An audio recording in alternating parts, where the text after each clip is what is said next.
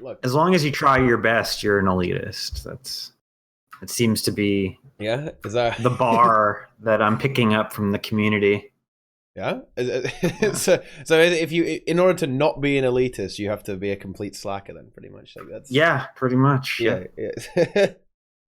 You have to be trash if you're an elitist. If you do anything more than auto attack, you're a tryhard. Yeah. Basically.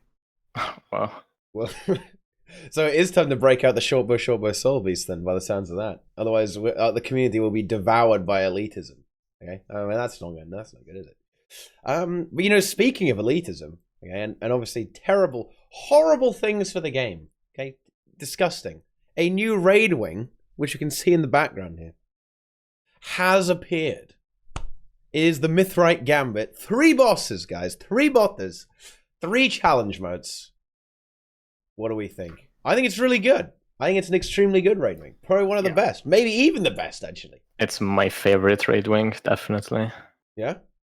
0 events. 0 events. Just give the devs a thumbs up for making that happen.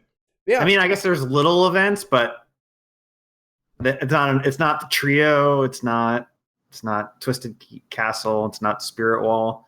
Thank you.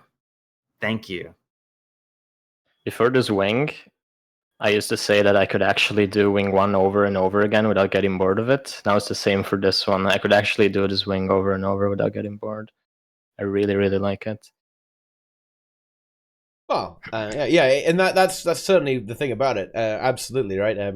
It's got nothing that in a year's time you're going to think like, oh, don't have to do this again, do I? Right? There's no boss you're going to dread coming up to Monday, right? To do it again, and that's really good. All of the bosses are fun and not annoying to do at all. The little trash events, I think they can be fun as well. Like I don't know. Something tells me they might be a little bit different. In the coming weeks, right? They might change around it. But we've seen more Jackal portals there. There are more portals available, guys. Okay, so there might be even some variety, guys. A bit of variety in there as well, which is nice as well. And yeah, overall, an extremely good raid wing. The environment is amazing. Like, unsurprisingly, ArenaNet have they've excelled themselves in making the map. It's huge for a start. It's huge, but it's also amazing. Okay, it's kind of crazy that there seems to be like almost the same level of effort put into the raid map than there is in the living story map. Right, like the environment is incredibly detailed. There's a lot of stuff you can find. Lots of little funny memes like the the new legendary book. That one is the best book. Okay, the little notes where Zomros is talking about all the legendary weapons that didn't quite make the cut. Like, there's a lot of lore in here. Like the story, I think is pretty interesting as well. I mean, it's kind of it's almost a bit of like a nothing story. It's deliberately off to the side, right? So it doesn't trigger anyone, but it's still interesting at the same time, right? Even though it doesn't directly pertain to the main theme of the game, it is still a fun meme. And interestingly enough, actually, we have got a bit of a cliffhanger. So it looks like this raid will kind of move into the next raid as well, or at least maybe down the line, right? Yeah, and Wing 5 had a cliffhanger, so we're gonna see like which cliff we come to next. Yeah, that's actually true. Yeah. I was actually so certain that this was going to be Fissure of Woe. Like, I was 100% certain it would be Fissure of Woe. So you think maybe the next one will be? The next one might be then. It could be. I mean, the story has... Like, I think, actually, now that I've played the Living Story episode, I've revised my theory to say that when we have the final showdown with Kalkatork, it'll be in the Fissure of Woe. Because he absorbed Balthazar's power... It makes sense that that's where he's gonna go since he's in the mists. He's gonna be in the forge or whatever. Yeah, it's gonna be sweet. And well, to kind of dash over to the story a bit there, like to dash over to the story a little bit. It's an interesting precedent they've set, right? With the big baddie and a lot of stuff. In fact, like us being able to go into the mists, right, or directly into the mists, and the big baddie Kalkatork being able to go into the mist. It means they can do anything they want, right? Pretty much. And Glint's still in there as well, interestingly. And there's kind of big battle going on. Like, don't worry, guys, I won't spoil too much. Okay, no. gonna spoil everything. Ha! Get wrecked. But you can't find 20 minutes to play the story in the last week. I mean, come on. Stop watching this podcast and go play the story. Probably not the best place to be. Get your ass in there. It's really good, actually. So go check it out. But anyway, more of that later. They've really opened the scope of where they can go. Like, anything is possible. Even time travel, actually, incidentally, which that is pretty cool, actually. I wonder if that's a bit of almost like fractal flavor, right? Like with the time traveling memes going on. Now fractals can get explained a little bit more. So kind of it's potentially a smart move, but also a bit of an odd one, because it's kind of like, how do they top this, right? Like it's all escalated very quickly in this episode. It's out of control.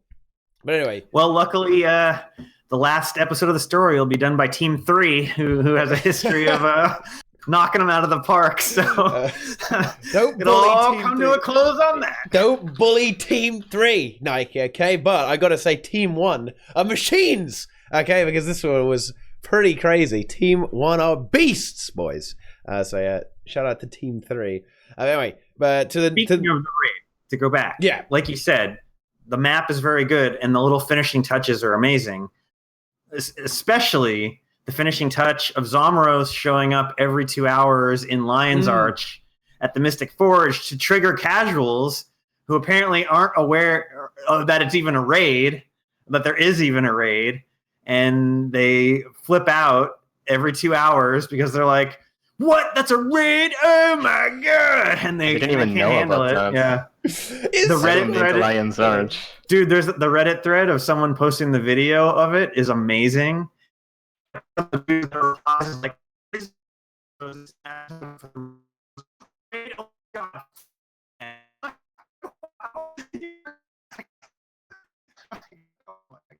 There we go. Hang on, We're back. I think. I'm back. Oh no. Discord. Okay. Gotta remove you guys. But yes, we are back, team. So I'll tell you what, let's just pretend that never happened. Nike, where were you going with that thought about the Reddit thread regarding some disgusting casuals? Oh, it was great because the casuals got super triggered, or one dude specifically got triggered because he was like, "Oh my god, this is the greatest thing. Zomaros, what is this? I can't wait to take a tour." And then someone's like, "It's an advertisement for the next raid." And he's like, "What? Fuck raids and fuck ArenaNet." I'm like, "Oh my god, you're awesome." And he sucks. So that guy sucks. And that guy is like the epitome of like the anti-raid community. Well, and then there was another one that was like, "Oh my god, here they go again. They're not going to introduce easy mode raids, blah blah blah blah blah." And I'm like, there's already two difficulties. There's two difficulties in the raids. Like, I don't understand. And Wing 6 is not particularly the hardest wing. Like they can't. I don't know. I'm losing hope. Yeah.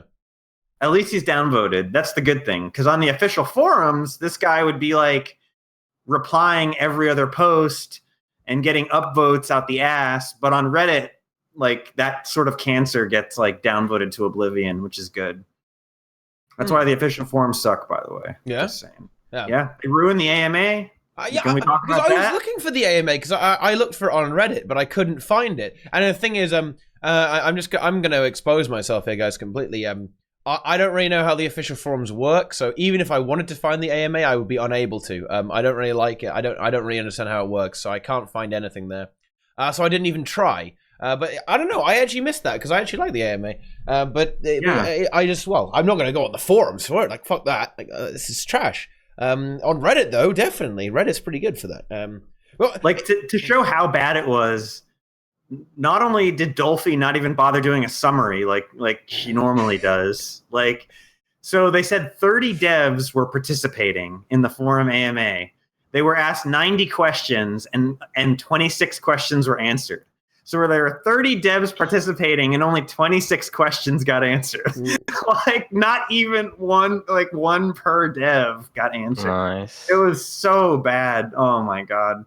Yeah. They just go back to Reddit. I know I see what they were trying to do. I get it. Just go back to Reddit, please. Well, to be fair, there's probably a lot of very awkward questions that they got asked that they wouldn't be able to answer. Right? I bet they got spammed about the way the expansions are going to go down, right? And they just can't say anything with regards to that. So it's I don't know. Like I felt like after last patch, the AMA was on Reddit was a disaster just because of how poorly received it was. Plus, like there was still fallout from like I don't know. There was a lot of negativity and some hostile vibes in the community after episode 3. A little bit. But this one was super positive. Everyone loved the story and everyone loved the raid. So I don't think that there would have been too much negativity. Yeah, no, I think that's fair. I think that's definitely fair. But kind of speaking of the casual element or kind of accessibility, you would have expected players to be very happy about Mythwright Gambit Wing 6 because it's probably one of the easier raid wings actually, because it's really not that hard at all. I want to say, and even on the challenge modes actually, that the challenge modes are also not particularly challenging, right? Despite their name, right? I don't know. Where do you guys think this rates in the difficulty of all raid wings? Because it's a bit harder than Wing 4, but it's not much harder than Wing 4. I don't think actually. I still think Wing 5 is the hardest. Yeah. I think it's easier than Wing 4. The challenge modes are anyway. Oh yeah, the challenge modes are, yeah. Like Mersat Overseer challenge mode, that's probably harder than either. Well, no, the Boss 1 Wing 6 challenge mode is like pretty hard. Wait, is it? I think so. For most group that don't have much damage, the phases are gonna last a long time. Yeah. Yeah, and the less DPS you have, like the more on point you have to be with like the shields and stuff, and the less DPS you have, the less likely you probably are to be on point because your team sucks. Like, I don't know. But I guess like since they nerfed Samurog CM and it used to be like super hard and now it's super easy, like I don't know. The original Samurog CM is pretty tough, but I don't know about today. That was probably the hardest thing in the game. I don't think they should have ever changed that. Well, yes. I mean, Samurog CM was great. I mean, I think a lot of the problems why Samurog is easier now is just because of just Chaos Chrono, though, as well, right? It's just Chaos Chrono makes it doesn't easy. hurt.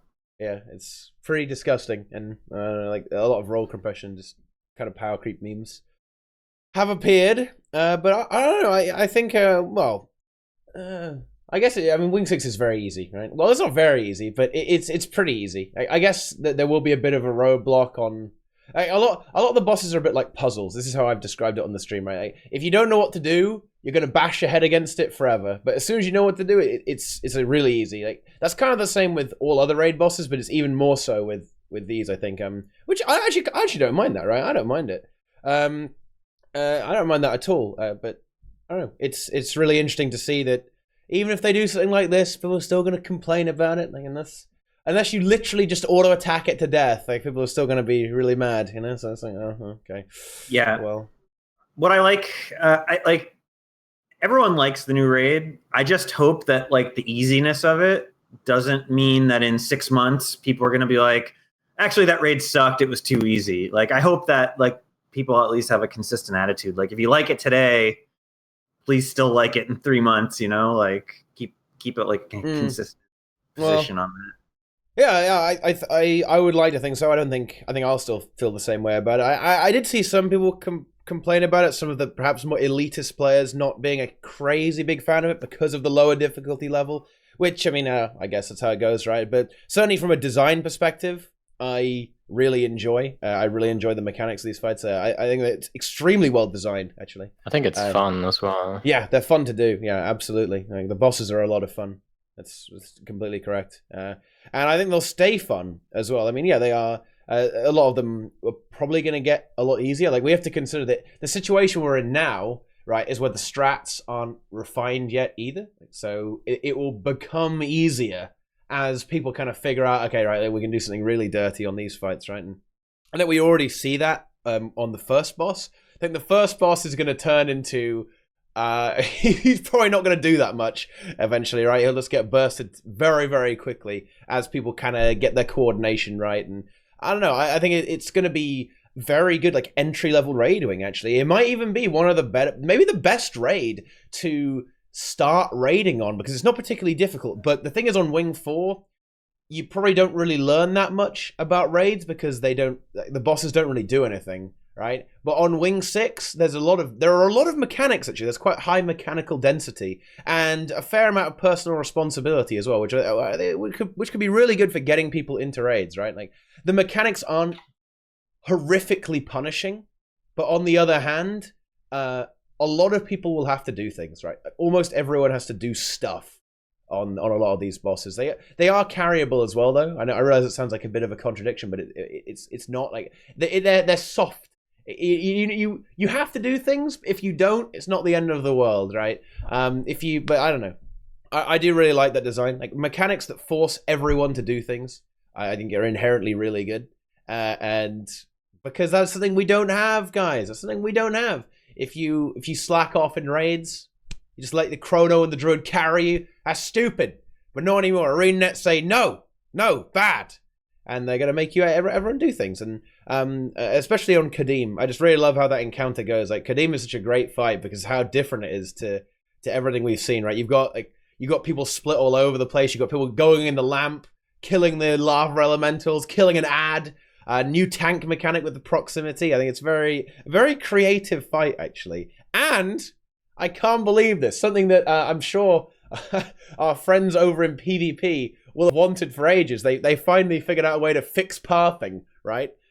Then you can portal all over the place on moving platforms. Incredible. Yes. I love that. That's great. I'm really impressed. The technology in this raid is really impressive. It just shows, guys, if you give 7 developers 10 months, you can create magic. You know, these things happen, right?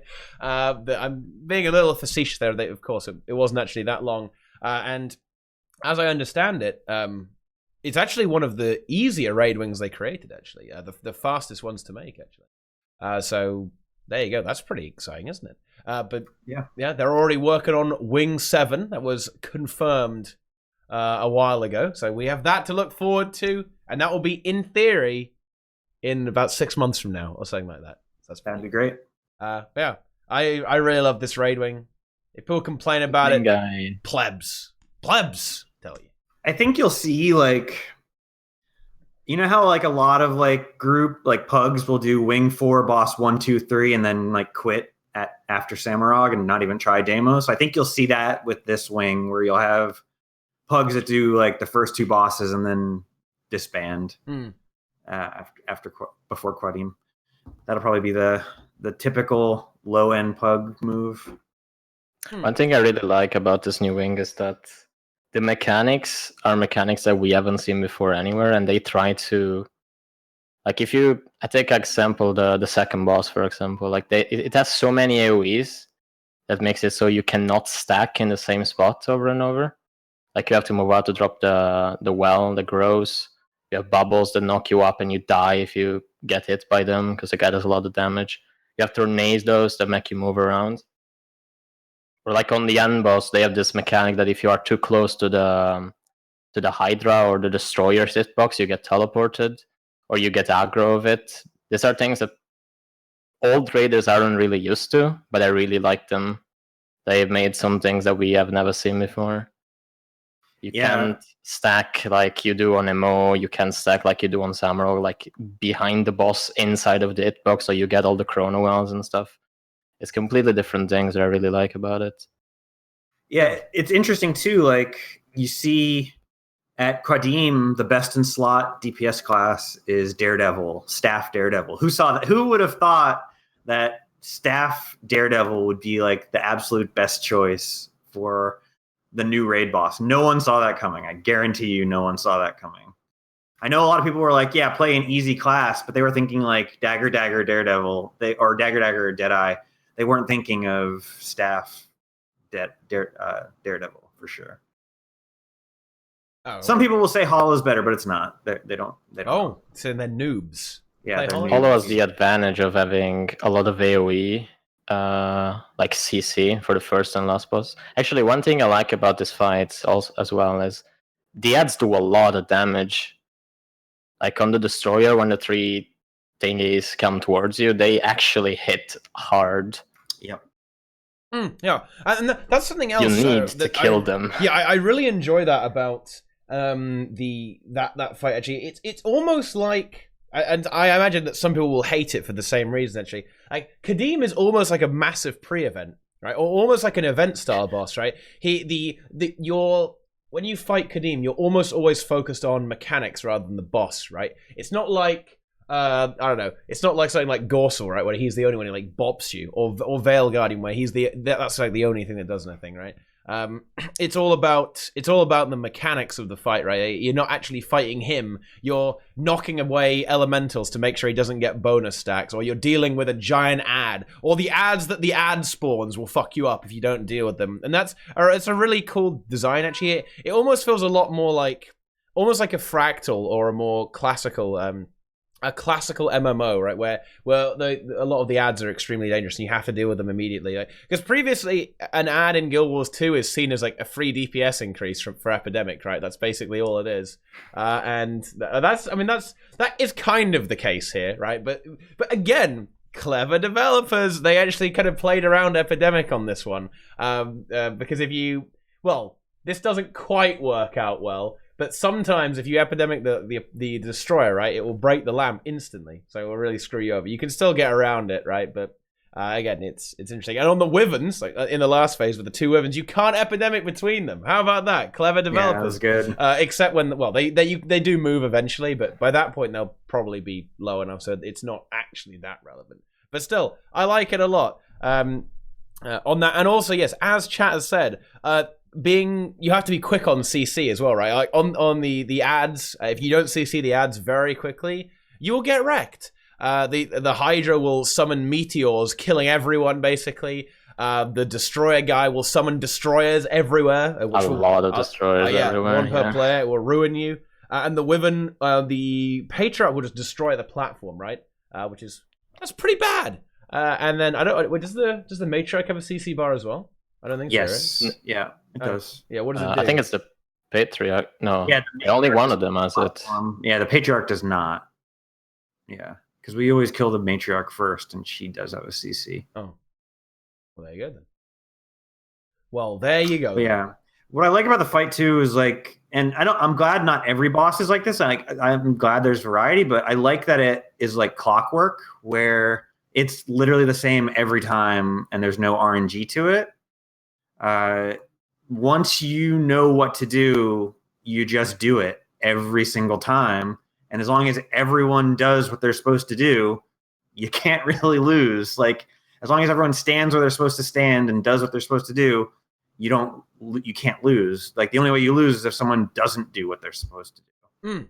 Because it's perfectly predictable. Yeah, perfectly predictable. And if you execute a strategy, very well, you'll get it for free every time, and that's kind of what I was talking about earlier about making it a bit more accessible, right?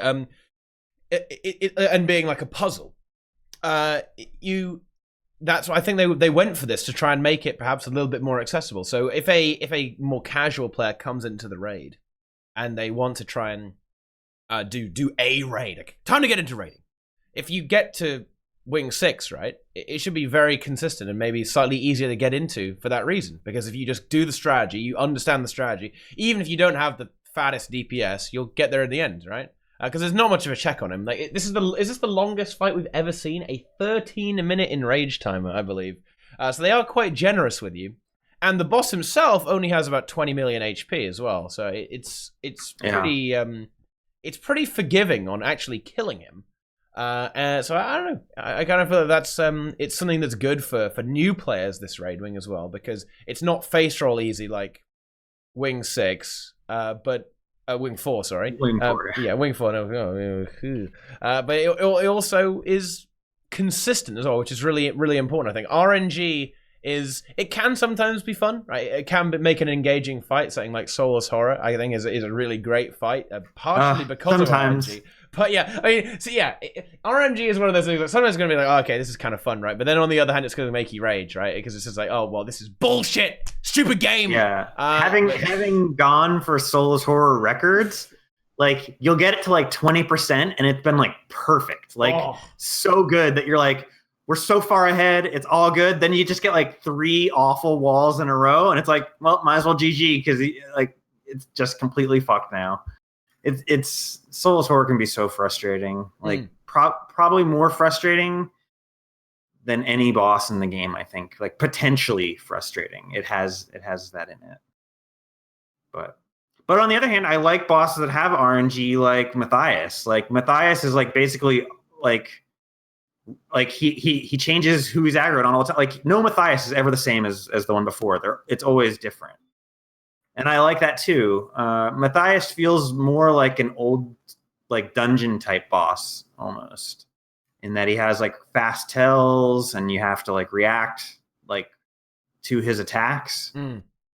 But whereas definitely there was nothing dungeon like about Qadim or the first boss.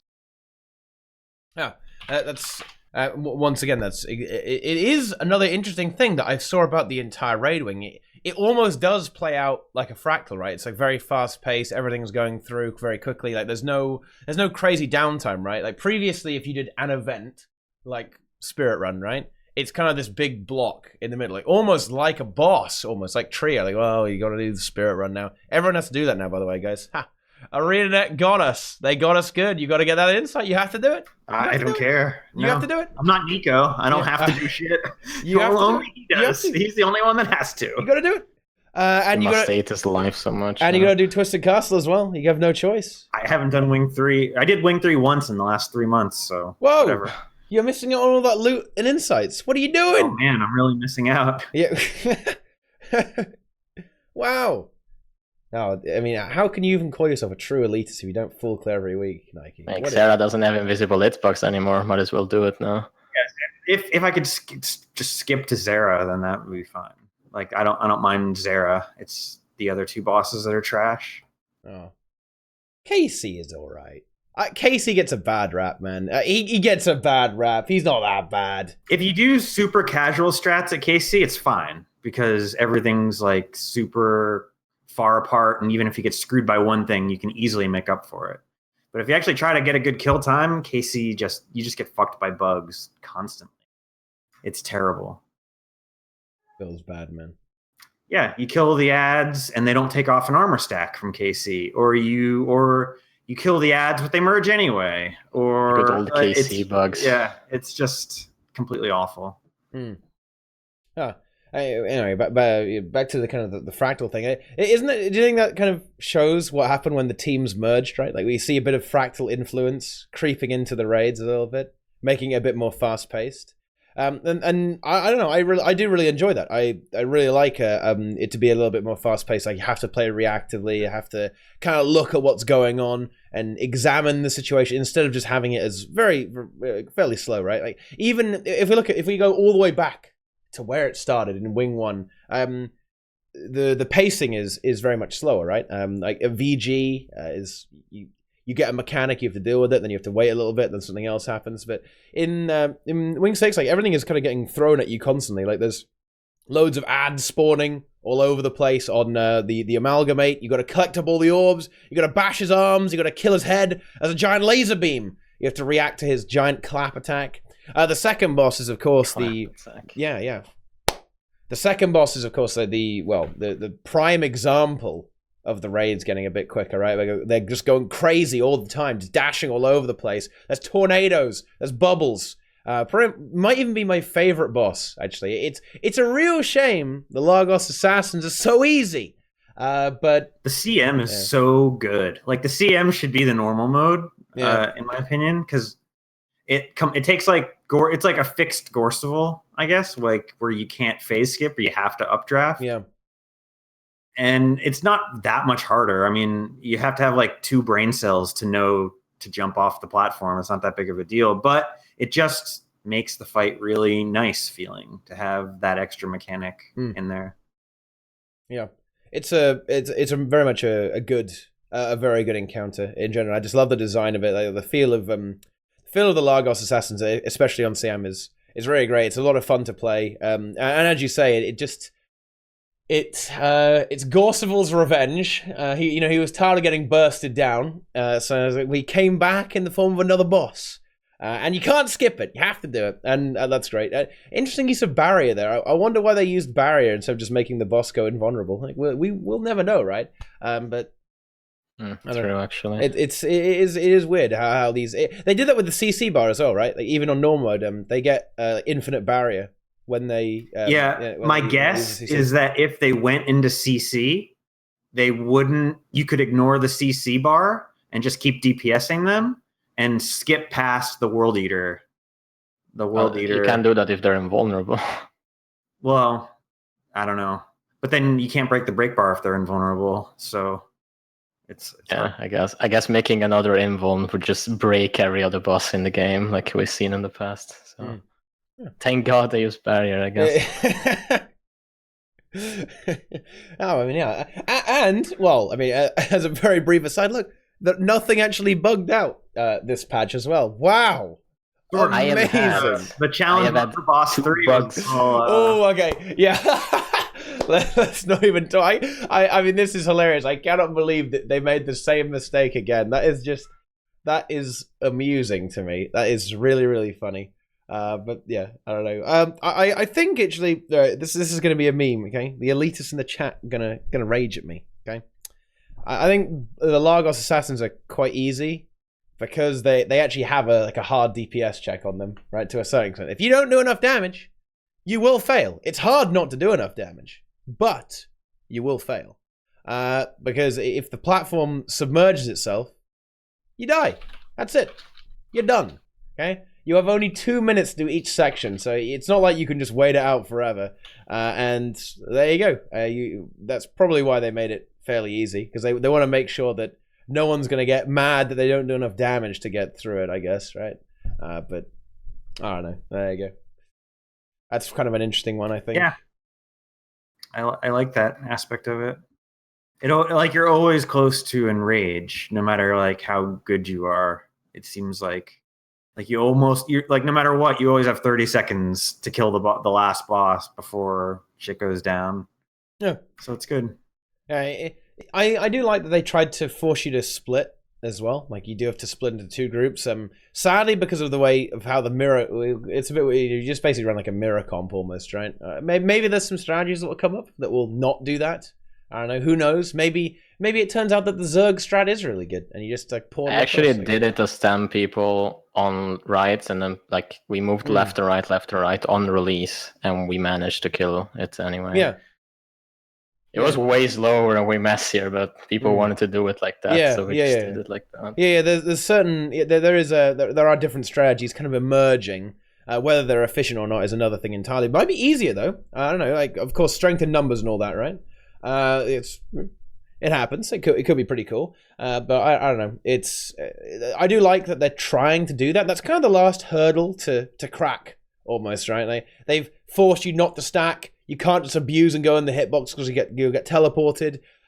You have to ish. But then the final thing is like, okay, how do we make the players not just stack every modifier on themselves, every boon in the game, and kill stuff? Like, maybe that isn't exactly desirable, but I don't know. Yeah, I mean, that's what's good about Kadim is like there's a lot of individual responsibility, but then you still get to come together and have like a satisfying 10-man DPS burn. So you get everything covered. It's great. Yeah.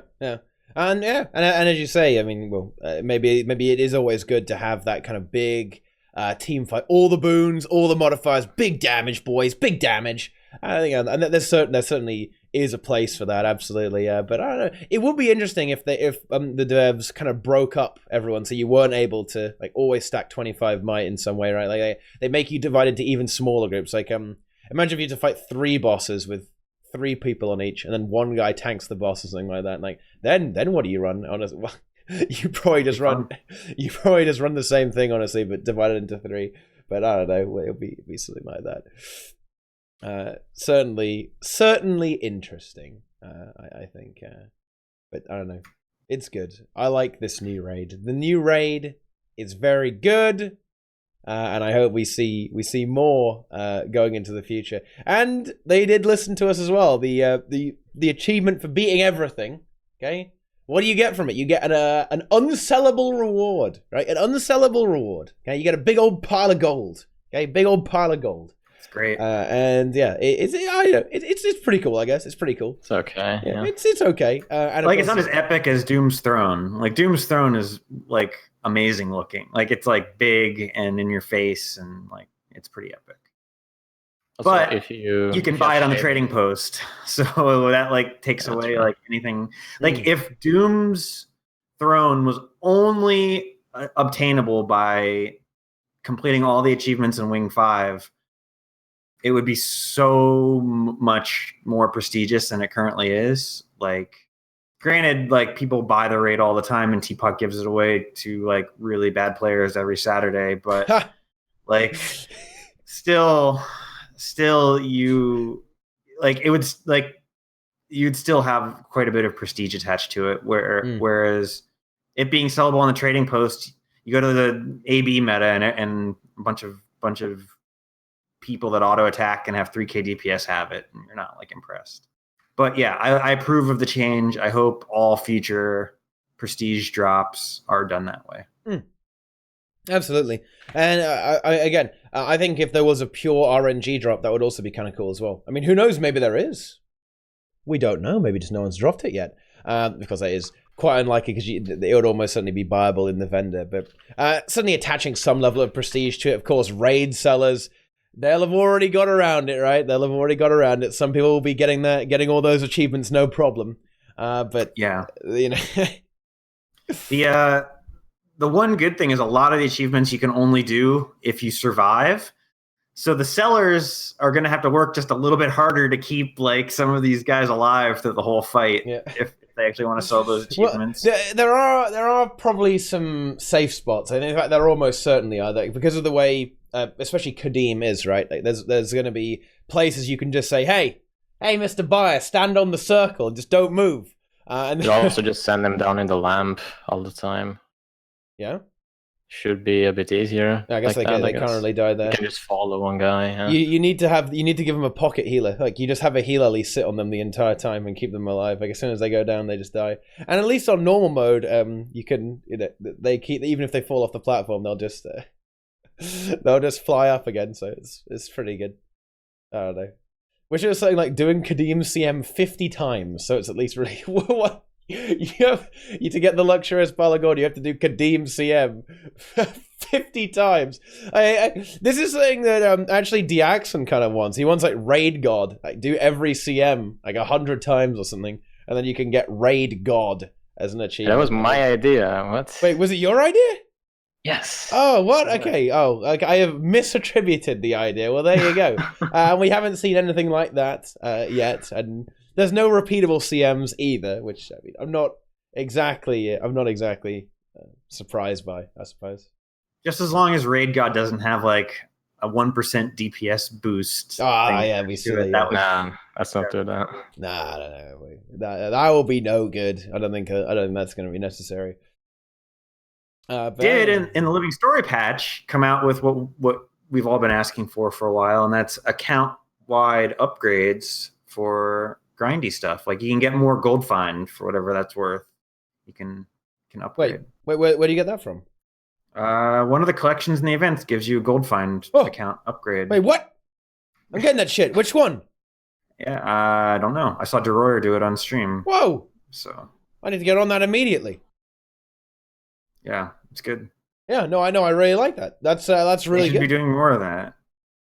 Yeah, no, I agree. Yeah. I don't know why they don't. Yeah, it's only 2%, but who cares? Dude, 2% is 2%. I'll take it. Something. Yeah, I'm gonna get on that action immediately. Yeah, there should be magic find. There should be everything. Just come on, throw it out there. Let's do it. Let's get crazy. Let's get 310% magic find. Whoa, let's get crazy. Yeah, come on. I mean, they should just increase the cap. I mean, people know how I feel about this. I mean, we don't need to get on that right away. But I'm not sure if we're gonna see that exactly. Bring back magic find gear. Yeah, I like that because then everyone will lie about it. Yeah, I'm full Zerk, dude. I'm full Zerk, but actually, it's actually magic find, right? They can bring it back the day we get gear inspect in game. Just give us both, and then I'm fine with it. there's just no way you would see people at every raid like trying to sneak in there with their Magic Find gear, even though it doesn't do anything in raids. Like nothing's Magic Find based. That would be really funny. Wasn't there like a one that was like Berserker, but instead of Ferocity, it was like Power, Precision, Magic Find or something like that? Like was like that Traveler? Was it? I could see a lot of people trying to make that happen. Oh yeah. We would definitely go for that. It was, but they kind of replaced it. I don't think they're going to put it back. They replaced that with the account-wide Magic Find, right? And I don't know. I really like account. I love account-wide bonuses. Hook me up, ArenaNet. Help me out. See, they watch TeaTime, guys. And what do? They implement it in the game. Now you can get 2% gold fine for maxing out Sun's Refuge, apparently. Wait, is that annoying to do? I'm kind of feeling scared right now. That sounds difficult. That sounds hard. But maybe it's not. Maybe it's really easy. I don't know. Yeah, Ferocity is for bad people anyway. Like, you don't need that trash. You just need more Magic Find. More Magic Find, and you get better RNG in raids. If only. I remember Brazil was like in trolling people by saying that Magic Find was actually a % damage increase against monsters that drop rare items. So like he had people believing that it was actually a DPS increase stat. So that was good. Okay, yeah, I mean that is a classic Brazil. Certainly, I'm not surprised by that at all. But sadly, he isn't around anymore to save us. But he'll be back. Yeah, he'll be back. I'm surprised he isn't back already, actually, because the new raid is out, right? Like, the new raid is out, so I'm amazed that he hasn't at least reared his head to say how bad the new raid is or something. That's almost certain what's going to happen. It is, but like, yeah, it's trash. It's terrible.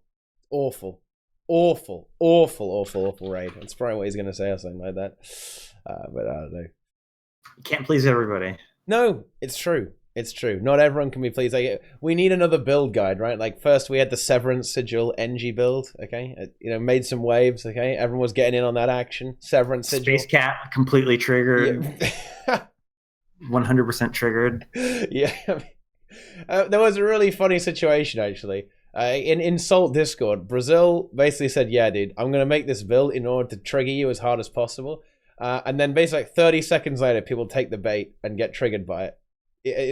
You can scroll up and say that, yeah, I'm doing this in order to trigger people. And then like a page later, people are getting triggered, even though he said that he was doing it only to trigger people. It's like he's very good at baiting people. Or maybe people are just very inclined to take the bait. It's Oh yeah, just like at Octavine today, there was like map chat was going crazy, getting mad. Yeah, not like forehead vein throbbing mad, but just like, oh my god, what are you doing? Mad. And then the one guy was like, too many people just auto attacking and not paying attention. It's like, yeah, exactly, just what we were doing. It was great. Yeah, did you get the one burn? Did you secure? Yeah, it was Octavine challenge mode successful. Yeah. Wait, did it work? Did all of it? Did every other lane panic and freaked out, and then they killed their shit. Like, come on, like it works. It's training mode. It actually works. I can't believe it. It's not trolling. It's training. Yeah. I mean, we did when we did this. It almost worked, right? I don't think. No, did it work? I think it actually did work. I think it regenerated. But then we go to the next time, right? Yeah. And that's fine because you got 13 minutes left. Like. Yeah, if there's like 2 minutes left and you troll, then you're a troll and you should get like a temp ban or whatever. But if there's 13 minutes left, they're gonna do it. Like, it's fine. Oh, what? You've disappeared. Okay, I'm back. Yeah, that's yeah, that's pretty. The Octavine is the real end game. Guys, the Octavine is the real endgame content, that's for sure. It's the most rewarding, that's for sure. Like, of like the HOT stuff. To go over to some actual endgame, okay, segue here, guys, okay? The challenge modes in the new raid. Do you guys think they're too easy? Are they too easy?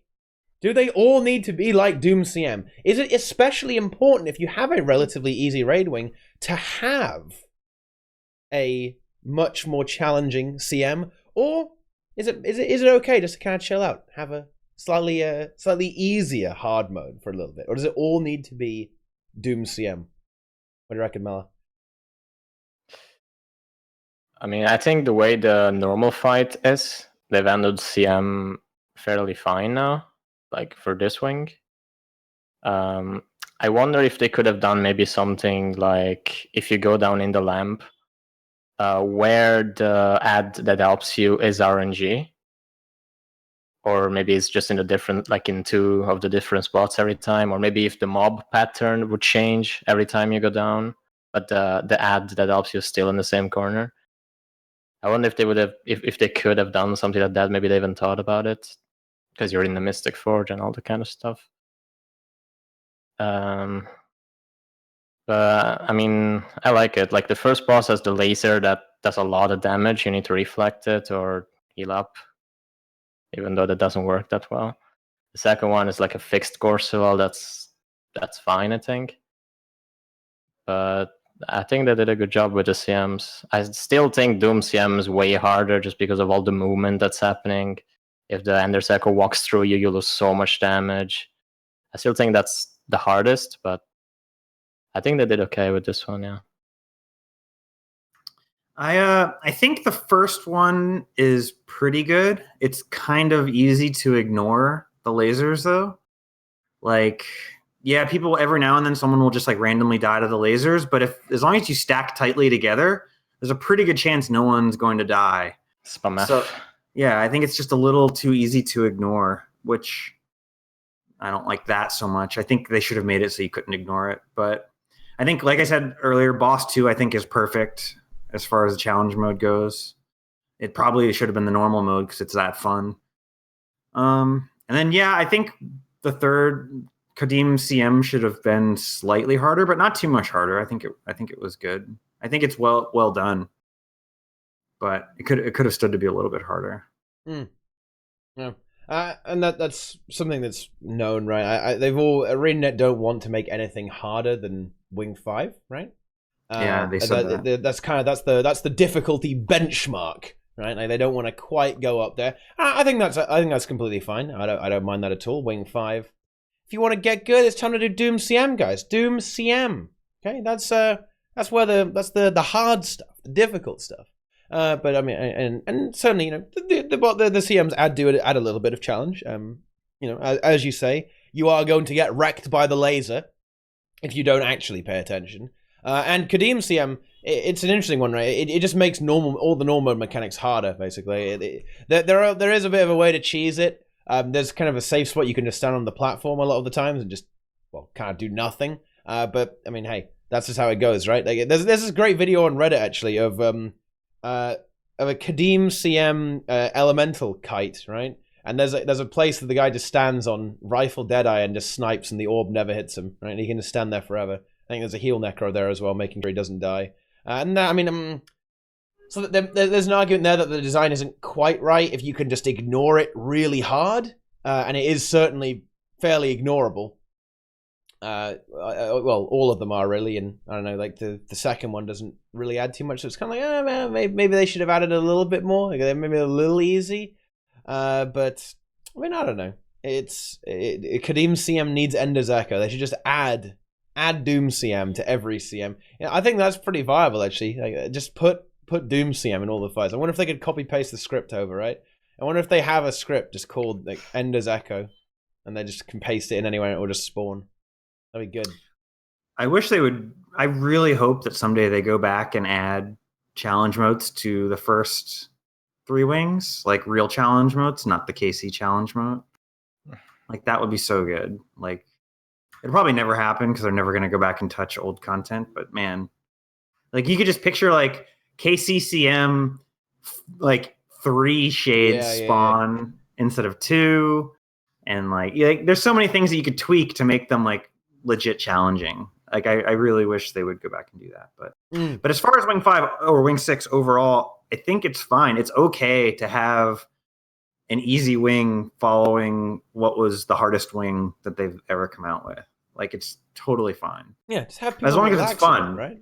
If it was easy and not fun, then that would suck. That would be terrible. But it's easy and fun, which is great as far as I'm concerned. Yeah, absolutely. It gives me a lot of confidence going into the next raid or any future content. In fact, I mean, hey, of course we're due a fractal next, almost certainly in the next episode, right? So let's see if we get a bit of the raid team bleeding over into the fractal team, right? Like, see if we raise your hand if you're in this and you do fractals every day or at all.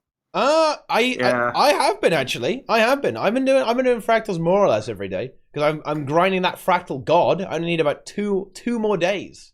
I can get fractal god. I have been slacking off, to be fair, actually. But yeah, I do need to finish. Wait, I mean, chat always forces me to do Rex, man. They just love Rex. Okay, seriously, it's unbelievable. They just love Rex. See, look at this shit. They just want me to do recommended fractals, but no, guys, I'm not. I will never do daily recommended fractals. They are trash. Okay, they are garbage. Chat. Okay. Oh, definitely need tier 5 fractals in the next X pack. They've got to do it.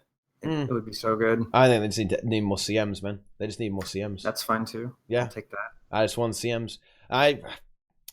Unfortunately, I'm not. I don't think we're gonna ever. Will we ever see another fractal CM? Right? And it feels bad. I'm not even sure if we will.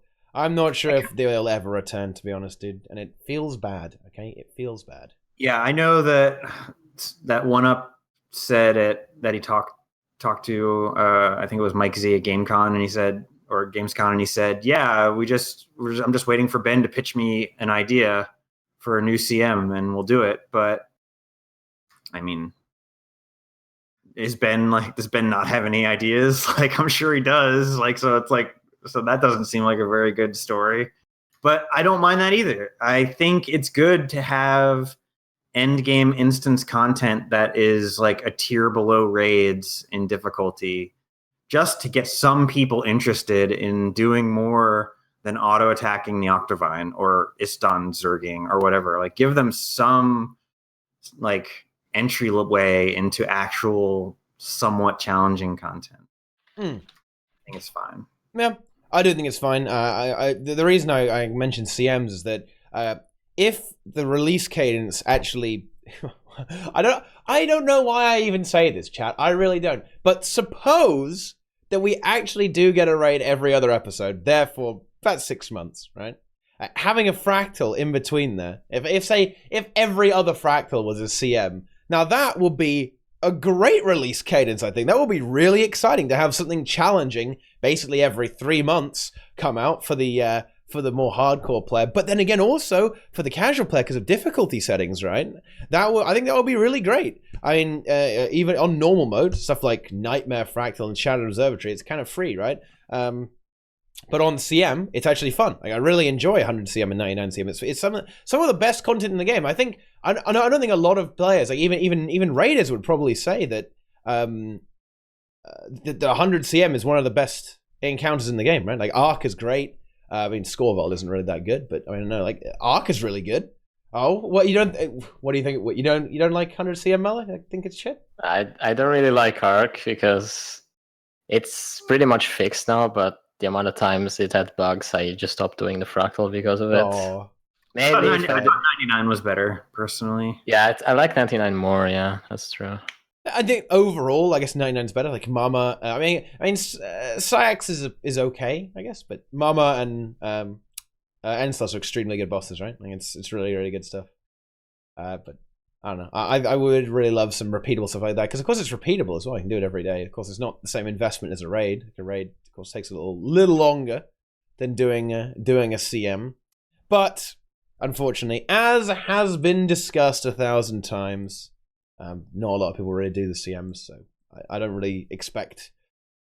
I don't expect development moving into challenge mode fractals, unfortunately, but a normal one will do too as well, I guess. It's just a bit of a shame that I don't know, you kind of do it instant. There you go. I'm not that impressed. I'm not that impressed by stuff like Deep Zone, although it is really cool technically. Actually, it's really cool, but you just do it once and it's like, oh, okay, I guess I finished it. Were there a bunch of achievements with it? I've never even done it. Never done Deep Zone? I haven't done fractals in like There's a bunch of 6 months to a. I haven't done fractals since before POF. Like, it's a long time. Wow. I mean, Why I don't not? know. I don't Why care not? about Fractal God, and I don't know. I stopped doing them daily, and then like once you like break the tether, like you just don't feel once you have like it's like of course everyone on the internet has fake OCD where they feel obligated to do their daily fractals every day, but then once you stop doing them every day, all of a sudden you don't feel any obligation to do them, and you only do them if it's fun. And then you're like, oh wait, this isn't actually fun. Like you finally realize that it wasn't fun to begin with. You're just doing it out of obligation. That's how I feel. If you like it and you enjoy it, I'm not going to say you're wrong. But for me, I was like, oh shit, it turns out this wasn't actually fun, and I'm glad I don't have to do it anymore. Only doing them if it's fun. Like I'm actually avoiding fractal dailies if there is something like Twilight Oasis in it. I just open and close and just do something else or log off. Because that fractal actually makes me hate entire fractals, like all of them. That single one. People wanted difficulty, man, and look what they did. They put AIDS in it. There you go. That's what happens. That's what happens. Just want to hope it doesn't spread to future fractal releases. The AIDS that's in it. No, I don't think they'll ever do another Twilight Oasis. I think it's not very popular. Maybe I've also never done that. Difficult. You've never done that either. Wow, it's actually pretty good. I don't mind it because the last boss is really cool. Isn't it just like AOE spam bullet hell? Like yes. I'm glad they got that out of their system and didn't bring that into raids. Like I was really expecting that actually. I can't. Boss one, there's like a little bit of bullet hell with like the collecting of the shields and the swords, but it's not as bad. Yeah. I was certainly expecting it to happen, right? I think it was there was going to be some kind of bullet hell mechanic, especially seeing as the Fractal team was assisting with that. I was okay, right? We're going to see some bullet hells, guys, but we actually didn't. They're saving that for Wing 7, right? Where Kadim goes in the Mystic Forge and fuses with Doom. Okay, how about that? Right, that'll be pretty good. Okay, wow. Kadim CM, but if you get hit by the orb, instead of downing you, it picks you instead. How about that? Like, there we go. One thing I will say about Kadim is that they tried and true Guild Wars 2 raid boss where the hardest part of the fight is not the end. Yep. Like when the destroyer is up and the ads are up, that's the hardest part of the fight. Like that's like the most riskiest. That's where most people fail, is when the destroyer is up, because the CC is really fast. You have to super fast CC, and there's ads. That's just the riskiest part of the fight. And once the destroyer is dead, it's like everyone exhales and it's like a free kill at that point, essentially. Yeah. So, but that's at like the 66% phase. Like the fight is like easy after 66%. Like that's this is classic. I think I saw you tweet about this, right? It's classic Guild Wars 2 boss, right? Like the last phase is completely free, right? It's just nothing happens. Once honestly, the last scary thing in Kadim is the jumping puzzle. Like after you've beaten the jumping puzzle, like, well, I guess the boss is dead now. That's only in CM, and like in the normal mode, you just float right back on. Yeah, exactly. It's not even a big deal on normal, right? Yeah, it's terrifying. It's scary. Like you might fall over and die. But on CM, you jump off, you're dead. Fall, you die. Okay, you won't survive. I don't know. It's certainly it's interesting the way. I don't know. I'm not sure exactly what they were going for with the last phase, because you can pretty much kill him so quickly that he never has time to do anything. Yeah, like Lufty says, the last wave is crucial because there isn't a tell for it, which is true, except in normal mode with like a good team, you burn him before he even does that. Like when we did our normal mode kill the first time, I didn't even know he did a wave because like we killed him very quickly. Like, so that's not that attack. I don't know. It came up in challenge mode, but he was at 1%. So it does actually have a tell, but it's the same tell. It sends out like the pre-wave, then he does the smash. But it's just a bit harder to see because you don't have before as much the wave. area. He sends like a little fairy thingy towards all the triangles. Then he does the circle that goes out, and then he does the actual attack. It's pretty easy to tell when it's happening. Yeah, there is. It's just slightly. You have to look out something slightly different because of where the fight is, right? And I get that they were trying to make it feel constricted. You're on one triangle. Kadim's going crazy. There's elementals coming in all over the place. There's fire all over the ground. But he just dies. What's funny is like the fact that the little thing that you're fighting on is so small actually makes it easier because the elementals all have to come through your cleave. And it's like much easier to kill them, or it's like much easier for the big old bomb to knock both of the guys back. Like you don't, like if they were coming from like all different angles and all different sides, like you'd have to like try harder to control the elementals. Whereas I feel like most people are ignoring them in that phase and just cleaving everything. Yeah, I mean, you can do that, right? I mean, yeah, that's one of the things about that, right? I mean, it's you can just, as soon as they get close, they'll die. Like they're a complete non-issue in that phase. You don't even have to worry about them. They'll just get wrecked. Just break out that epidemic, dude. Okay. How could they have done it better though? Like in the last phase when the elementals come in. Yeah. I don't know. It's really difficult. Like, but the inherent design of the way the platform is just makes it kind of irrelevant a lot of the time. They could have had maybe Kadim in the middle of the triangle. And Zomoros like on one of the sides, and then elementals come from all three sides. Oh yeah, that could have happened. That could have been an easy fix, I guess. Very sketch. Yeah, you have to probably have to make the triangle a bit bigger though, otherwise you might not have enough space to pull that off. I mean, you know, these things are difficult, right? Like guys, boss design is no joke, right? And you know, of course, some things are not gonna. And of course, they want to vary it up, right? They want to make every phase different. And they wanted to, of course, make the last 33% Zomoros' area is kind of helping you. He's throwing water at him. They wanted to make it very different. And they certainly succeeded in that. It is very different to all the other phases.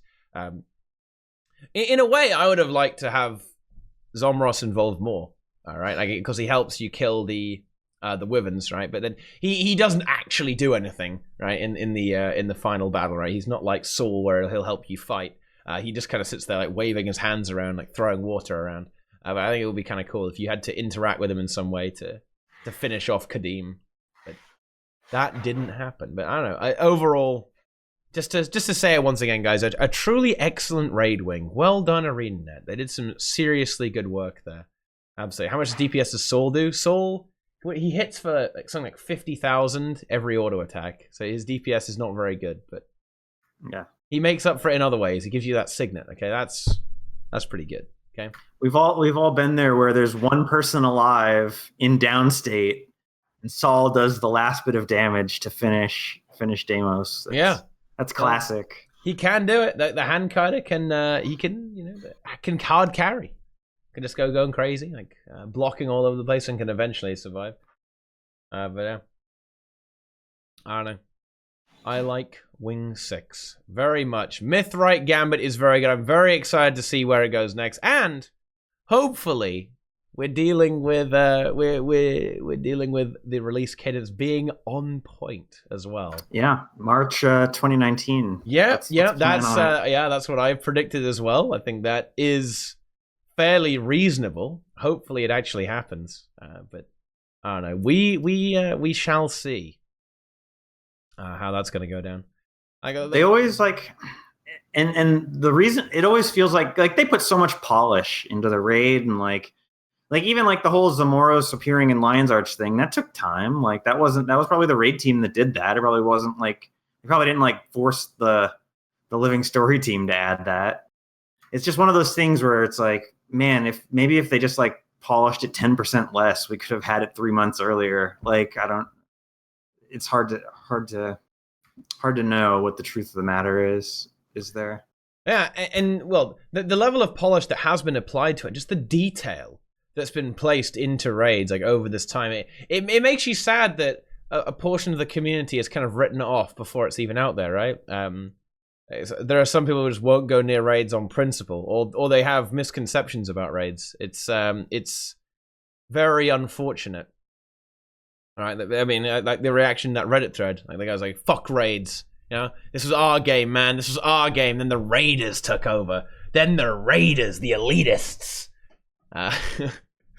took over our game and put hard things, difficult and challenging content. Like, whoa, what is wrong with them? How dare they do that? I don't know. it almost seems bizarre that Arena are willing to kind of put in all this effort into doing this, right? Like with assigning all these resources to creating the raid, and then people don't really, and then people and they see people like refusing to engage and kind of getting scared. I don't know. It just shows a lot of passion. I don't know. You got to tip your hat to the raid developers who are involved in that, right? Like who actually go the extra mile to put something. It didn't need to be like this, right? They could have added a lot less so that the environment could have looked a lot shittier, right? It didn't need to be this pretty and this detailed. The background didn't need to be this good, but they did it anyway. Okay, they did it anyway, and that's something that always impresses me about ArenaNet. Yeah, we could have Final Fantasy raids where you're in like a monochrome room with a boss on an empty platform. And the boss is like 10 pixels. Like, you could have that. The boss is like a boss from Star Fox on the Super Nintendo. Like, okay. Like WildStar. WildStar bosses had great mechanics, and I'm sure Final Fantasy does too, but just that they're not graphically the most beautiful things that you've ever seen. Yeah. And that's the thing about Guild Wars 2, man. Like, it might not be that hard, but damn, Samrogue is pretty impressive looking, right? Like, wow, that's pretty good. I don't know, it's one of the features about the game, and I don't know. I think it's time for that discussion, guys. I've been dodging it for too long, but do you think that these people would even be sated if they made an easy mode? Because this wing was already quite easy. I think that anyone can do this. I think even the more casual raiding communities will actually clear this very quickly, especially as better strategies evolve and are created and spread out to the community, right? There'll be some, range strat Kadim or something like that, right? Like people will figure this stuff out. Like, is there still a need for an easy mode to get people into raids, or do we just tell people? Do we just keep yelling at people to get good? Do we Octovine them? That's the question here, right? Just shout at them to the Wing 6 to get into raids. Yeah, or Wing 4. Like, I couldn't imagine the first two bosses of Wing 4 being any easier. Like, what does the easy mode version of Mersat Overseer look like? The spikes only do 50% of your health, or is that too hard? No spikes. No spikes? Like, yeah, like... I don't... Like, if Wing 4 was, like, really hard... and Wing 6 was really hard, okay, sure. I think the big problem is people try to get into raiding on VG. Like, that's like, they go, oh, first boss of Wing 1, it must be the easiest. And they get blown out by it. Like, if they just knew to start with Wing 4. And maybe, like that's our fault as the community for calling it Wing 4 instead of Raid 2, Wing 1, or whatever ArenaNet tried to make us call it, but I don't know. I feel like if people just knew to start with Wing 4, they could get into raiding very, very easily. Yeah. Yeah. That's certainly the case. Although, what my one counter, in this debate, guys, I debate you now, okay? My one counter argument to that is I think Cairn is kind of hard, man. Like, people say I'm crazy. Seriously, people say I am crazy when I express this idea. But join some Cairn pugs, man. It is rough. Okay, it is rough. No, look, guys, Ken Fox is the pug slayer, man, okay? Right? He is dangerous. Yeah, maybe the agony hits a little hard for pugs, but you can make it super easy. You could just have, like, a full heal kiter who stands, like, completely opposite side of the arena, and they just, like, are tanky as fuck and can never die. That just, like, lessens the pressure so much. And then... I don't know. Have everyone play range DPS so that you can... Oh, yeah. The people that get agony can, like, still fall away. And you break out the heal Ellie, man. You break out the heal Ellie or the heal rev. Heal rev is really good there because you can just projectile block and just stay there forever. Easy. Yeah. Well, and this is something else that Base says. Like, Ken is one of those fights that if it goes on, it's a bit of a threat. You're in a predicament if it goes on for a long time. You'll see mechanics that... Honestly, most players never even see. It's so bizarre the way every time I think about the way Cairn is programmed, I'm just so confused why they did it like that, right? That the attacks are time based and health based as well. It's like what what is going on there? Why is it like that? It's very confusing to me. But I don't know. Yeah, well, the worst is when it's like strictly health based, and then you have really good DPS, and like it just does back-to-back mechanics. Like, oh, that sucks. Oh yeah, that's really good. I love doing Samrog CM for this reason. Okay. Oh yeah. He won't move for about 30 seconds because he's constantly chaining animations. That is just beautiful. I love it. It's good stuff. Yeah. So fun to fail and try and progress if you're in a nice group of guildies. Friends are just randoms. Smiley face. You know what, Cassette? Fucking cost, my boy. Okay? Yes. Okay? As you can see in the music guilds tried to raid. Yeah, dude. They have so much fun. They're going crazy. I think so. But some people don't like failing. In fact, this is one of the chief complaints in the raid thing. And this is why I truly believe, guys, that if you add an easy mode to raid, it must literally be unfailable. Okay? Because there's one guy said, he summed it up, okay? This is the main complaint about raids. They don't like that you can fail, okay? It says, well, in the post, he says something like, I dislike the fact that I have to train to do raids, okay? That I might not succeed if I go and do something. It's like, well, what the fuck? This is something that makes no sense to me, okay? And I guess it's why mount skins sell so well. But what is the point in even getting anything if you don't have to put any effort in, right? There is no prestige in a mount skin. This is why I don't understand mount skins, really, guys, okay? If you buy a mount skin, it might look pretty, but you didn't do anything, you just bought it. I mean, you could have done Istan all day and you'd get it. It's like, what is this? It makes no sense to me. I'm just bamboozled. Well, you know, like those scientific experiments where like the animal hits the button, it gets a treat? Like that's what these people want. Like, they want to be able to hit the button and get a treat, and then just like hit it faster and faster and faster to get more treats. Like that's all they want. Yeah. I don't know. So, I don't know. Yeah. I feel like but you're right. It does have to be unfailable. Like people, like, and it all goes back to people's like internal like headcanon role play. They don't want their character to lose at anything because they are their character. Oh, shit. Like, so if their character loses at something, that means their character is not the all-powerful god they've built up in their head. And that's what they want them. They want the commander to be a complete badass who can defeat anything without losing. So, I don't know. They could do an easy mode where I don't think it's needed. But if they would want to do an easy mode, I think they should still keep all the mechanics, but make everything else that is not mechanic related do like way less damage and similars. Because if you still keep all the mechanics, people can maybe get used to them and move to normal mode. But then again, I don't want an easy mode. So yeah, the thing about easy mode is you just can't satisfy everybody because like even within the easy mode camp, there's multiple easy modes groups. Yeah. There's like the people that want easy mode with full rewards. Ooh. Then there's like the people that want easy mode with like partial rewards. Then there's the people who don't want any rewards. They just claim to only want the story, but don't want to watch a video for whatever reason or watch a stream.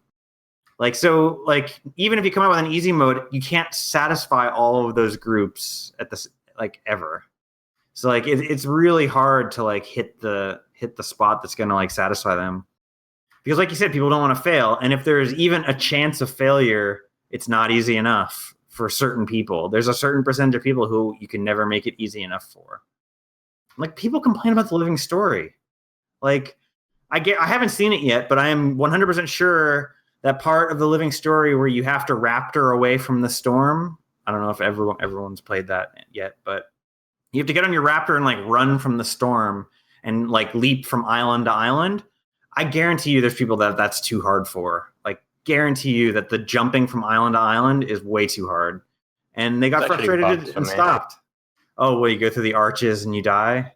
Yeah. or Oh, whatever. dude. Yeah, I was so that thing confused. sounds so annoying. Dude, I was like, oh no, my instance is bugged. I can't. What do I do? I kept doing it. I did it like 5 times, man. I kept trying to get through, but I just kept falling over and dying because the little mini map thing was not quite right.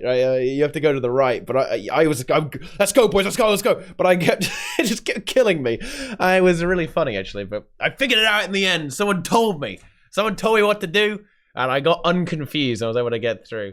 Yeah, the someone pointed out in chat that the Deadeye instance was really good too. Like, but I could see if you're like insanely bad at the game, like that frustrating you to the point where you close the game like very easily. Yeah. I could see that. Yeah. My chat was kind of going on me. They thought I was gonna like get wrecked, right? Because I just went in there, Berserker Ellie, obviously, right, free, okay. And they said, yeah, dude, like, you're going to get wrecked on Ellie. Like, it was easy. I mean, but I don't know. It wasn't that hard, but...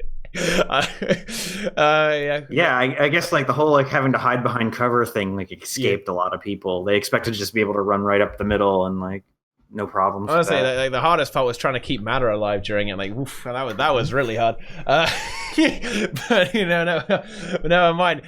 That's what you need, guys. That's just what you need. You need to have heal necro just follow you around in every encounter. It just reses you, right? If you even get a tiny bit low, it just reses you instantly. Job done. In easy mode raid, okay, there's just like, I don't know. There's like a necro in a nurse outfit, right? So that's going to please a lot of people, guys. You know what I'm saying? Okay, right? And then it just reses you as soon as you get low. Okay, as soon as you die, it just reses you. It's invulnerable heal necro, and it just reses you. Okay, easy heal necro pet. Exactly, precisely. I don't know. Yeah, easy mode is it's an interesting debate. It almost needs a full tea time at this point, right? It almost needs a full tea time. We got to get one of those shitters that make the endless forum posts on here to defend their position. No, I think it would be a really interesting discussion to have, right? I mean, and then you kind of have to talk to ArenaNet. Like, would it actually get more people into raids? Would it actually have the desired effect? Because I mean, the argument that I've heard against easy mode is probably one that would convince me. Actually, it would just cause people to camp the easy mode and just never progress to the normal mode, right? Because if there were any rewards, people would just do the easy mode and never progress. Yeah, you have to make it no rewards in order to get people to progress. Yeah. Or I think I don't think we should exactly debate this right now, but I mean, I think partial rewards could also work as well, actually, like because you could only get some of the rewards in the first stage. To unlock the next, you have to do the normal, and then I would say, you have to do the CM to unlock all the rewards, right? I mean, that's how it is now. CM, if you want your coin bench, you have to do the CMs. Like that's good. Yeah. We dude, CMs are such value. I have to say, even though they're not repeatable. It felt so good to get 120 butternut squash soups and like what was it, like 60 writs of masterful strength. Oh, that was just such value. How many renegade benchmarks is that? Guardian benchmarks. Sorry, wrong class. How many DH benchmarks are all those writs? Oh man, I guess it's 60 writs since you pretty much beat the old benchmark by using writs all the time. So. Yeah. Yeah, no, that you got to get those alt accounts, man. Oh yeah, you got to break out those alt accounts and clear them. Like, yeah, the CMs are repeatable if you have alt accounts. Yeah, exactly. That's how it goes. It just shows you how powerful it would be if you could repeat them with the same rewards, right? Because damn, it feels good to clear them. You know, one thing that has made me really sad about the new raids. Okay, you don't get the ascended materials for clearing for the first time on the normal mode, right? Did you ever? I don't remember. Yeah, normal mode. Yeah, you do. Like a lot of the old bosses, like for example, like Sloth, the Big Sleep gives you some ascended materials. I don't remember this. Yeah, you do sometimes get the little chest for clearing a boss for the first time. You get the chest of Raiders supplies, or whatever it's called. Yeah. Oh yeah, I guess you did. Yeah. It's been a while since I thought about that. Yeah, you get it for first clearing some things, right? What wing did that stop in? I actually can't remember. Don't think you got that in Wing 5. No, you didn't get it in Wing 5. I don't think you got it in Wing 4 either. I'm going to look it up. Box of Raiders supplies. Here we go. So where do you get it from? I think you get it from Matthias. Oh, no. Wait. No, you do get it from Wing 4, actually. Yeah, you get it from Wing 4. Defeat the demon and liberate the prisoner. So yeah, you get it from Wing 4. And you do get it from Wing 3, I think, as well. Yeah. Yeah, so yeah. Nice little gold bonus. It was nice, and it made alt accounts. Oh, yeah, dude. Wait, what's happening? What? Look, my Discord has ruined itself, and now it's moved you guys. Why does my Discord do this, man? Look at this. I don't understand. I shouldn't even click on anything. I'm mad now. Now I'm sad. Speaking of raid rewards, though, okay, to kind of, escape the clutches of easy mode, the legendary ring. Let's talk about how it isn't here. Okay. Missing in action. It is missing in action. The next collection is here, though, but what does this mean? It means we have to wait another 6 months, actually, for the legendary ring. It is a meme. It's going to take us a little while to get this full legendary set, right? It's going to take a little while. But I don't know, man. I heard that by the end of this season, we'll have another open world one. That's what someone was saying. Like the amulet's next or something like that. It'll be pretty nice to have a full legendary in every slot thing. Yeah, it will be a lovely sense of completeness, right? Yeah, that's nice. That's good. But yeah, the ring better be sweet with this kind of delay. It's just going to make it slightly more eye cancer. So it's going to be. I think it's gonna have an effect, like depending on which ring slot you put in, it has an effect on your right or left hand. That would be sweet. Then you could roleplay as married. Wow! It just takes it to the next level. People already do that, though. Did you see that post on Reddit ages ago about that full RP wedding that happened, like with a priest and everything? What? In Guild Wars 2? I mean, there was like that ancient one that happened in EverQuest where PvPers came in and killed everybody, but like I didn't know that happened in Guild Wars 2. That is nearly as bad as something that happened in World of Warcraft. There was like a funeral. Someone actually passed, right? Dude, this is fucked. This is actually really fucked up. Okay, so it was like there was a guy who passed, I think, and they held a funeral in the game, and like the opposing faction just came in and killed everyone. Oh my god. Okay. Ouch. Yeah. Ouch, why would indeed. you do that in a PvP zone? I don't get why that's possible. I don't know. It was maybe not the best thought out. I think they assumed that people would be respectful, but no. Apparently, they've not played any games on the internet. Yeah, it is pretty low. It's very harsh. Anyway, a legendary ring. It better be good, okay? But yeah, there's a lot of RP that happens. There's marriage RP, guys. These things happen. But yeah, I mean, definitely. I'm looking forward to it. I guess. Actually, that's a lie. Who am I kidding? I probably won't even craft it. I haven't even done that. People were asking me during the raid prediction, like, can you show us the second collection? I haven't even started the first one, so I was unable to do that. So Did I you make Aurora? No. I kind of want it, but then I don't want to do the time gate. So it's like. I did everything aside from the time gate, and I'll never do it. I have everything else. It's just a bit soul crushing for me.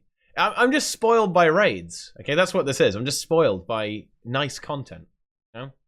I don't know. I don't mind collections. In fact, quite the opposite. I really enjoyed the Griffin. I like the Beetle collection. I like Chuka and Chombawat, stuff like that. That was pretty cool. But when it comes to the time gate, I just can't handle it. Can't do it. It's too much. It's too much AIDS. Yeah, time gate's not awesome. Astrolaria, never forget. It was terrible. Yeah, feels bad, man. But did anyone make the new? Did you make the new scepter? I'm gonna get on that. The snack scepter. That is something I actually will get on because, dude, I want the snack. Okay, I want the snack scepter. It's a great legendary.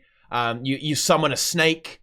It's a shame it doesn't actually do anything. I suppose it was asking a little bit much that it would attack. You know, when you swing the scepter over or get a crit or something, the snake would just lunge in, okay, and bite, and that would be really cool. But I mean, hey, let's be honest here. It's not going to happen, right? It would have been, if they did that, imagine the visual aids, right? It would have been way too far. It would have been ridiculous. Nevermore, same thing. Ooh. They fixed that though this patch. Yeah, that was the one thing they Yeah, fixed. they did fix it. I haven't done Deimos since they fixed it, so I'm anxious to see if the 10% phase is less cancerous with like 8 Nevermores. Yeah, I think it should be fine. I think it should be fine.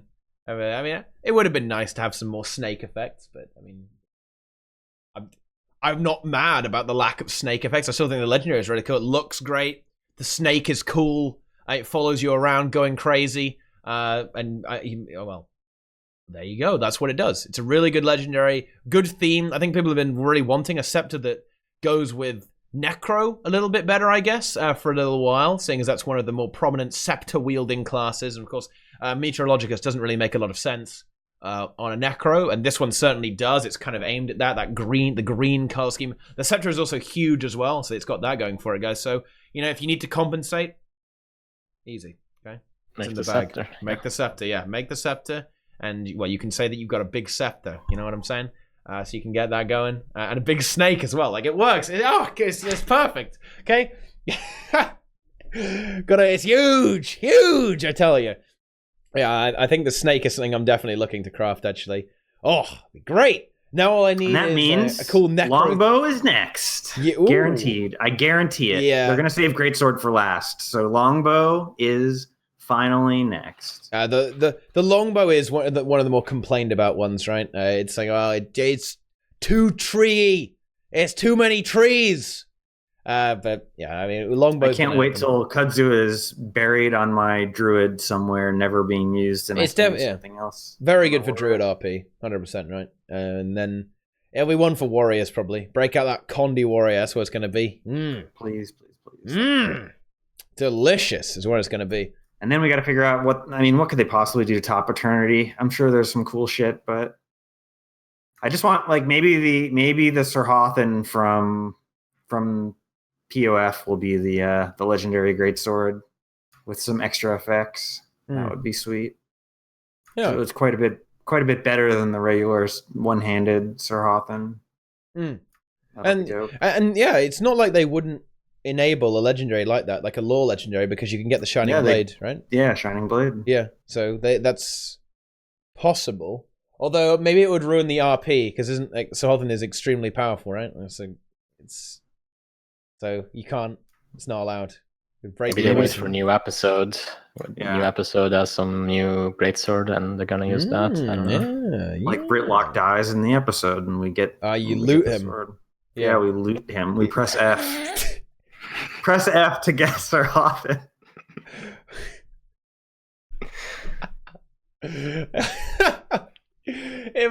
Oh my god! I just love like slightly things that could happen in the game that would just ruin it. Having the player character like act like a complete degenerate is just inherently funny to me. It's just I just love it. Okay. The player character also already acts like a bit of a. He has some social ineptitude, right? But like when you can make it even worse, it just makes my day, man. Okay, when you can just start behaving inappropriately, it's just it's beautiful. It's a shame Telltale's going away because that was the best. Okay, it was the best. Like you can be Batman, the asshole. It's like amazing. And you know what? Who knows? Maybe ArenaNet will pick up some of those writers, okay, and borrow them for the story, so they'll bring that into the game. But I don't know. It's certainly very funny, and that perfectly segues into the story, man. It really does. Okay, and well, in general, the new map, and wow, new map, good. I like the new map, and it's just so well executed. I'm amazed. I hate to like kind of break out like the mallet and start like gently tapping like the peepos that are Team 3 on the head here. Okay, a little bit, but seriously, guys, what are you doing? It's just why. It makes no sense to me that the same company made Corner and this map. Okay, I don't understand. How is it? Like in this map, you can't go like anywhere without like getting hit by some sweet lore or like an event or like an achievement. Like there's something literally everywhere in the map. There's an event. And in Corna, it's like you're just like running around in empty desert, and there's like some trash mobs every now and then, and that's literally all there is. Corna, like, really frustrating. Yeah, it is. I don't know. I'm very much. I'm so bamboozled. Okay, by the company, right? Sometimes like with the way they have their teams, like honestly, it's time just to fire all the other ones and crack the whip on team one and make them do everything. Okay, just make them work 3 times as much. How about that? Because they did such a good job. It not only I think the story was pretty good, actually. It was maybe it escalated a little bit too much. That could be the criticism. And I mean, it's a little predictable, okay. And there was, I don't know, like the Deadeye thing was a bit random to a certain extent. Like, what is that actually doing there? But I don't know, that was really cool, so I'll take it, right? But still, like, overall, it was really good. The story is really exciting. It had some punch to it. But what was really impressive to me was the way it was executed. The way that the writing in the story was translated into the game was masterpiece, guys. It was a masterpiece. It just feels like there's no downtime. You're never doing some random open world bullshit like RPing. You don't have to do hearts to progress the story. Fucking thank you. It was fluid. There were some pretty cool fights in it, right? There were some pretty cool fights in the story as well, like that had mechanics even, right? There was some pretty good humor, right? There was like the banter with Koss and his descendants going on there. Yeah, and Bram wasn't completely unlikable. I know. Like, he was not unlikable. It's amazing.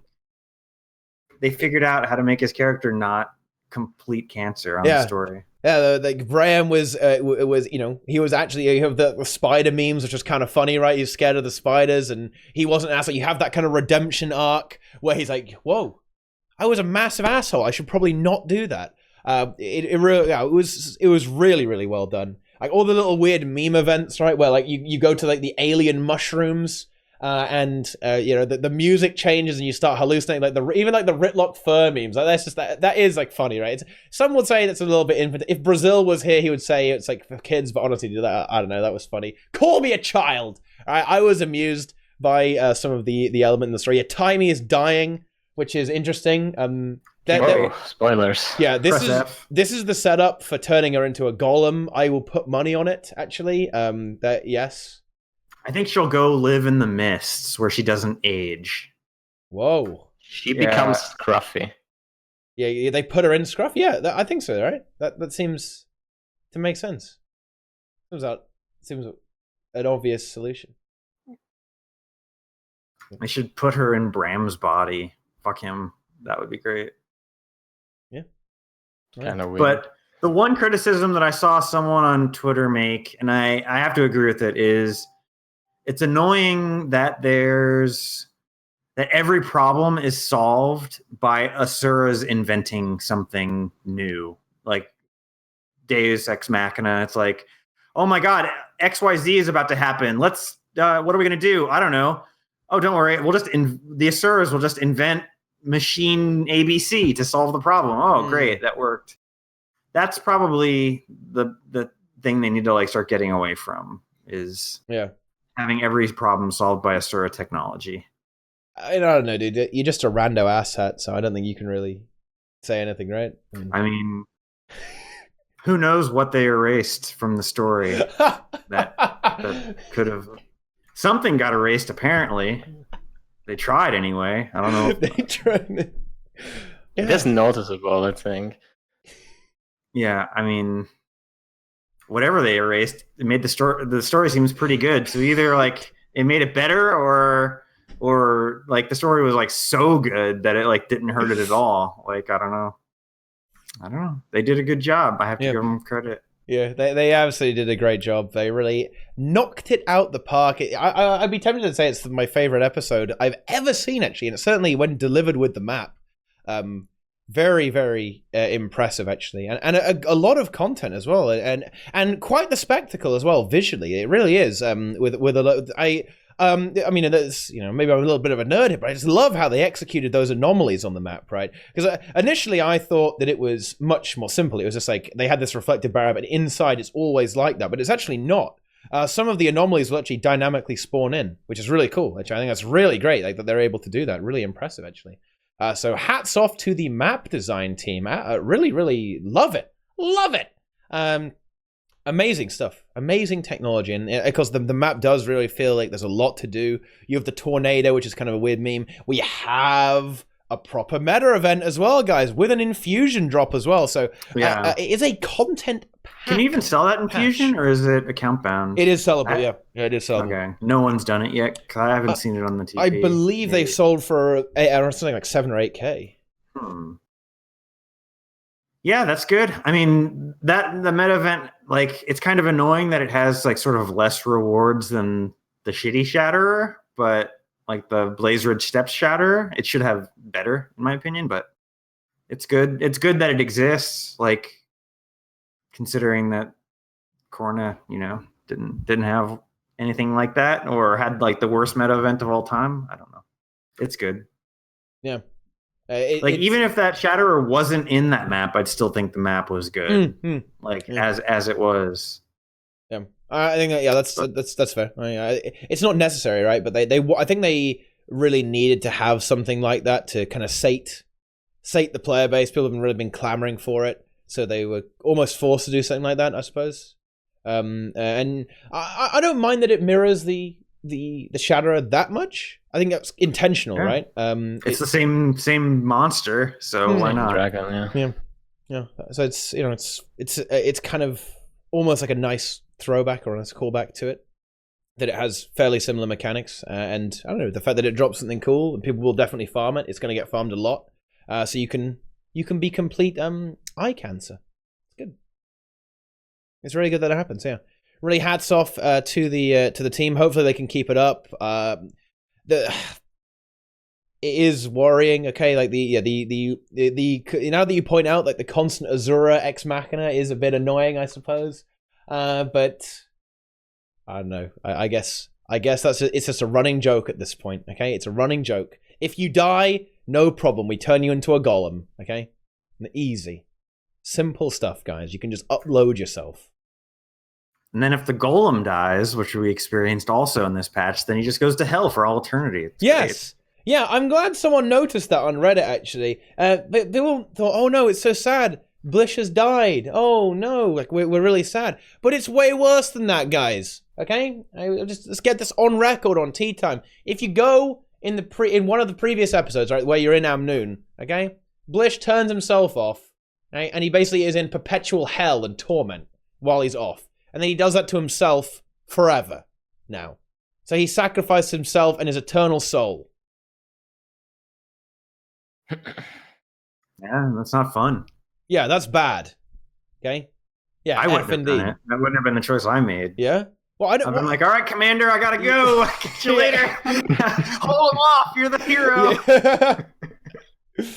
Yeah, I'm kind of confused. Why? I don't know why he disabled himself. Really, I mean, I feel like he's a golem. He can't be branded, right? So it's okay. I mean, yeah, you can just hide out. Yeah, just hide out. Yeah, just chill in the mist. I was actually wondering if they had his memory or something saved, so they could bring him. I don't know, it wouldn't work because he's in hell, but. Yeah. Well, if they had a part of his memory saved somewhere, so they could bring his old version back. Yeah, I kind of expected that to happen actually. When Gorik was like traumatized, going crazy, he was saying like I saved him. I was saying, wait a minute, does he have a Blish backup somewhere? Like gonna get another goal, get another little coat? That'd be pretty good. But no, that didn't happen. Who knows? Maybe it will happen later. I mean, it's kind of what I think will eventually happen to Timey. Because I mean, Gorik has the power to turn Timey into a golem. I don't mind actually. I think they should definitely put Timey in a golem because I think that will make her voice less irritating to me, a bit less grating for my ears. So yeah, kind of looking for that. Yeah, the sword in the cloud. Exactly. Yeah, he's going to be Skynet, dude, and take over. Ooh. That's certainly a little worrying. So since they're not doing an expansion for a while or whatever. Do you think next Living Story season we're going to get new elite specs, 1 per episode? That would be, or 2 per episode or something like that. That would be spicy. This is a really interesting discussion, right? About how they're going to deal with the lack of expansion for a while. I think that would be awesome if they did that, adding more mechanics to the game through that. Because if you add new specializations, it just completely refreshes stuff, right? It makes everything is fresh and new. Suddenly, you can do Veil Guardian with 60k DPS broken OP specs. Like, whoa, that's amazing. And then it gets nerfed the next day. But I would love that. I think it would be amazing. And maybe it would make it a bit easier, more manageable to balance almost, right? Because you only have to play with one extra thing, extra variable being placed into the game at any given time, right? But that does, coded pixels is just kind of made. Here's the point, though, right? I thought he was making a different point. Fuck, I misread his comment. However, if they tied it to living story, you have to pay to unlock a set of elite specs. Just like an expansion, like. I suppose so. I mean, I guess, yeah, I guess that's fair, yeah. I would pay for elite specs. Like, if I could log into the game now, go to the gem store and get like a new elite spec for my class for 1,600 gems, I would do it right now. Like, bust out the credit card, let's go. Why not? Yeah. I guess that's fair enough, but hopefully people don't get it's the class that gets its spec last will be pissed, especially if the others are power creep. We'll just do like 2 or 3 per patch. That way, like, let's say there's 5 episodes or 6 episodes. We have 9 classes. Yeah, I guess wouldn't be that great, but it would still be easier to balance than releasing 6.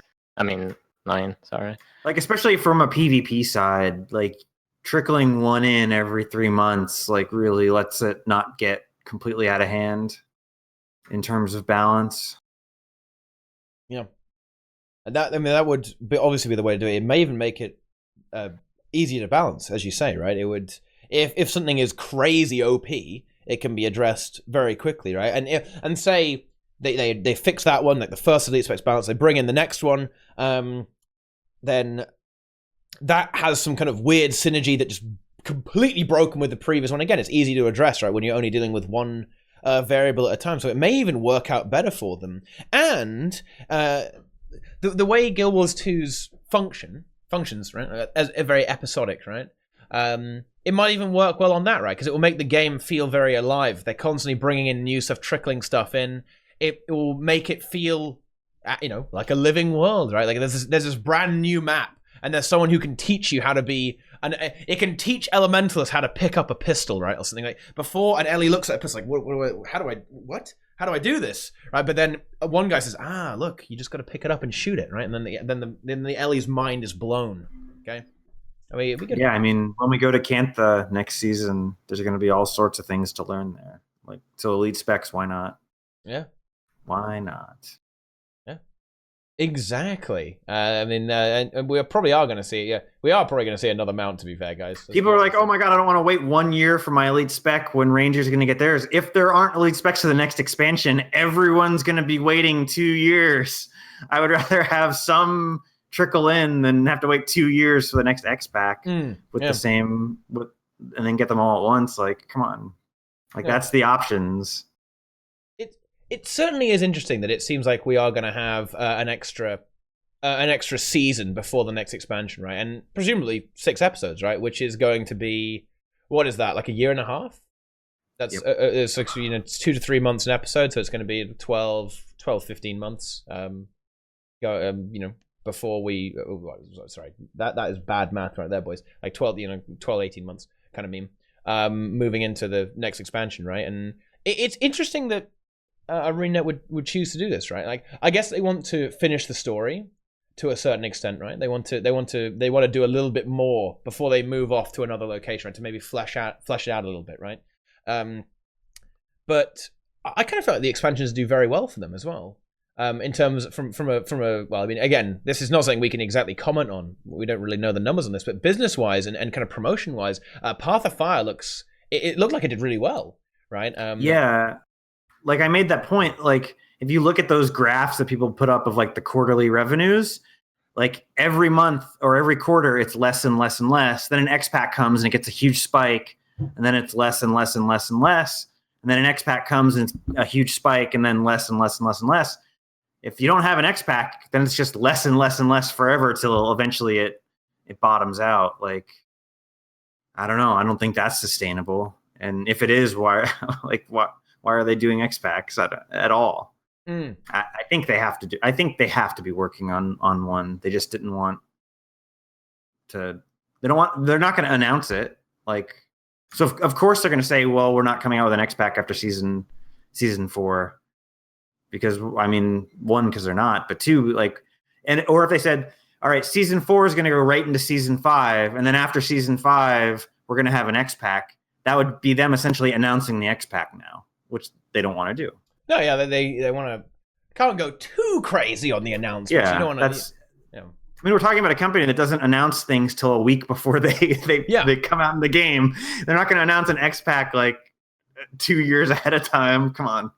Yeah, you could make some guesses, right? And there are some things you can glean from what's going on, right? You can see that they are working on some new technologies. They're looking for that, that server developer, right, or what something similar to that, right? Like, new technologies, right? So that.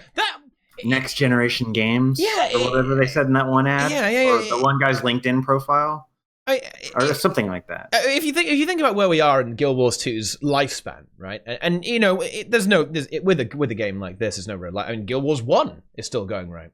It's still going along quite happily. So I think Guild Wars 2 isn't exactly going to go anywhere.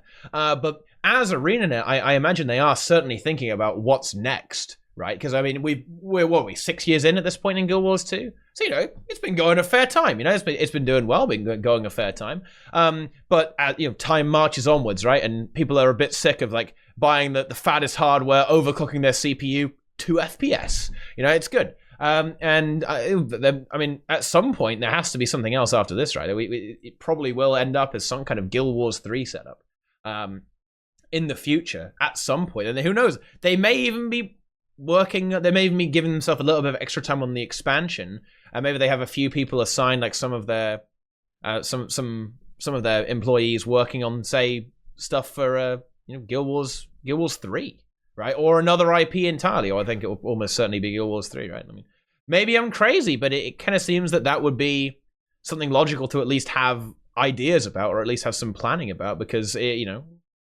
Guild Wars 2 is long in the tooth. There's nothing wrong with that. I think it will still be going strong for a long time, right? It will be going. It's not going to go anywhere.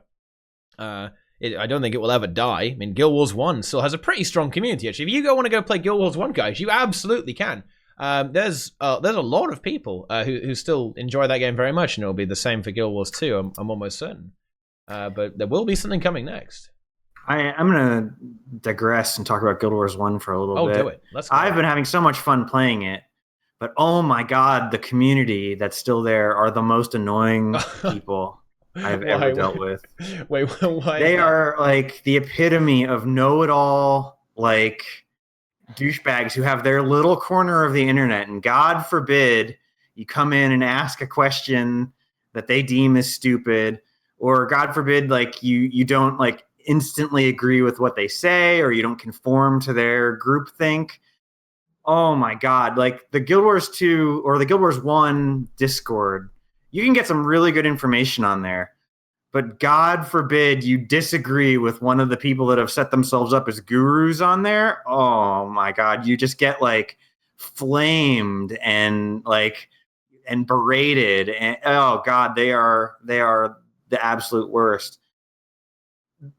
The people in game are fine, I feel like, because you don't have to interact with them for the most part, unless you're doing like speed clears. But man, that Discord is just like ridiculously cancerous, toxic people.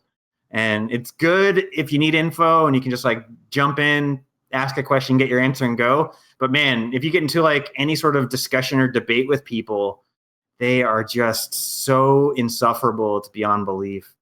And I'm sure those people know exactly who I'm talking about. Wow. There's a couple specific people that it's just like unbelievable. Because you're playing Dervish, man. Come on, everyone knows it's got to be daggers. Assassins, dude. It's assassin or bad. Dervish is top DPS, and people who think daggers are like the people that think auto attacking in Guild Wars 2 is like the best thing to do. Like it's so casual. Yeah. Like daggers are so casual. Yeah. Dervish, you teleport in, you ball everything up, and then one hit destroy everything. One hit, and it's beautiful and crisp, and the whole screen fills up with numbers. It's wonderful.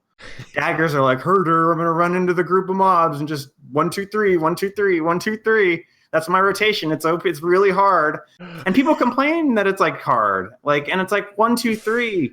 That's not hard. Like, what game are you playing? Like, Dervish, to get anything out of it, you have to like think and plan and like go, all right, how am I going to approach this group? Okay, I'll do it this way. I'll tank them like this, and then bam, get your fat cleave.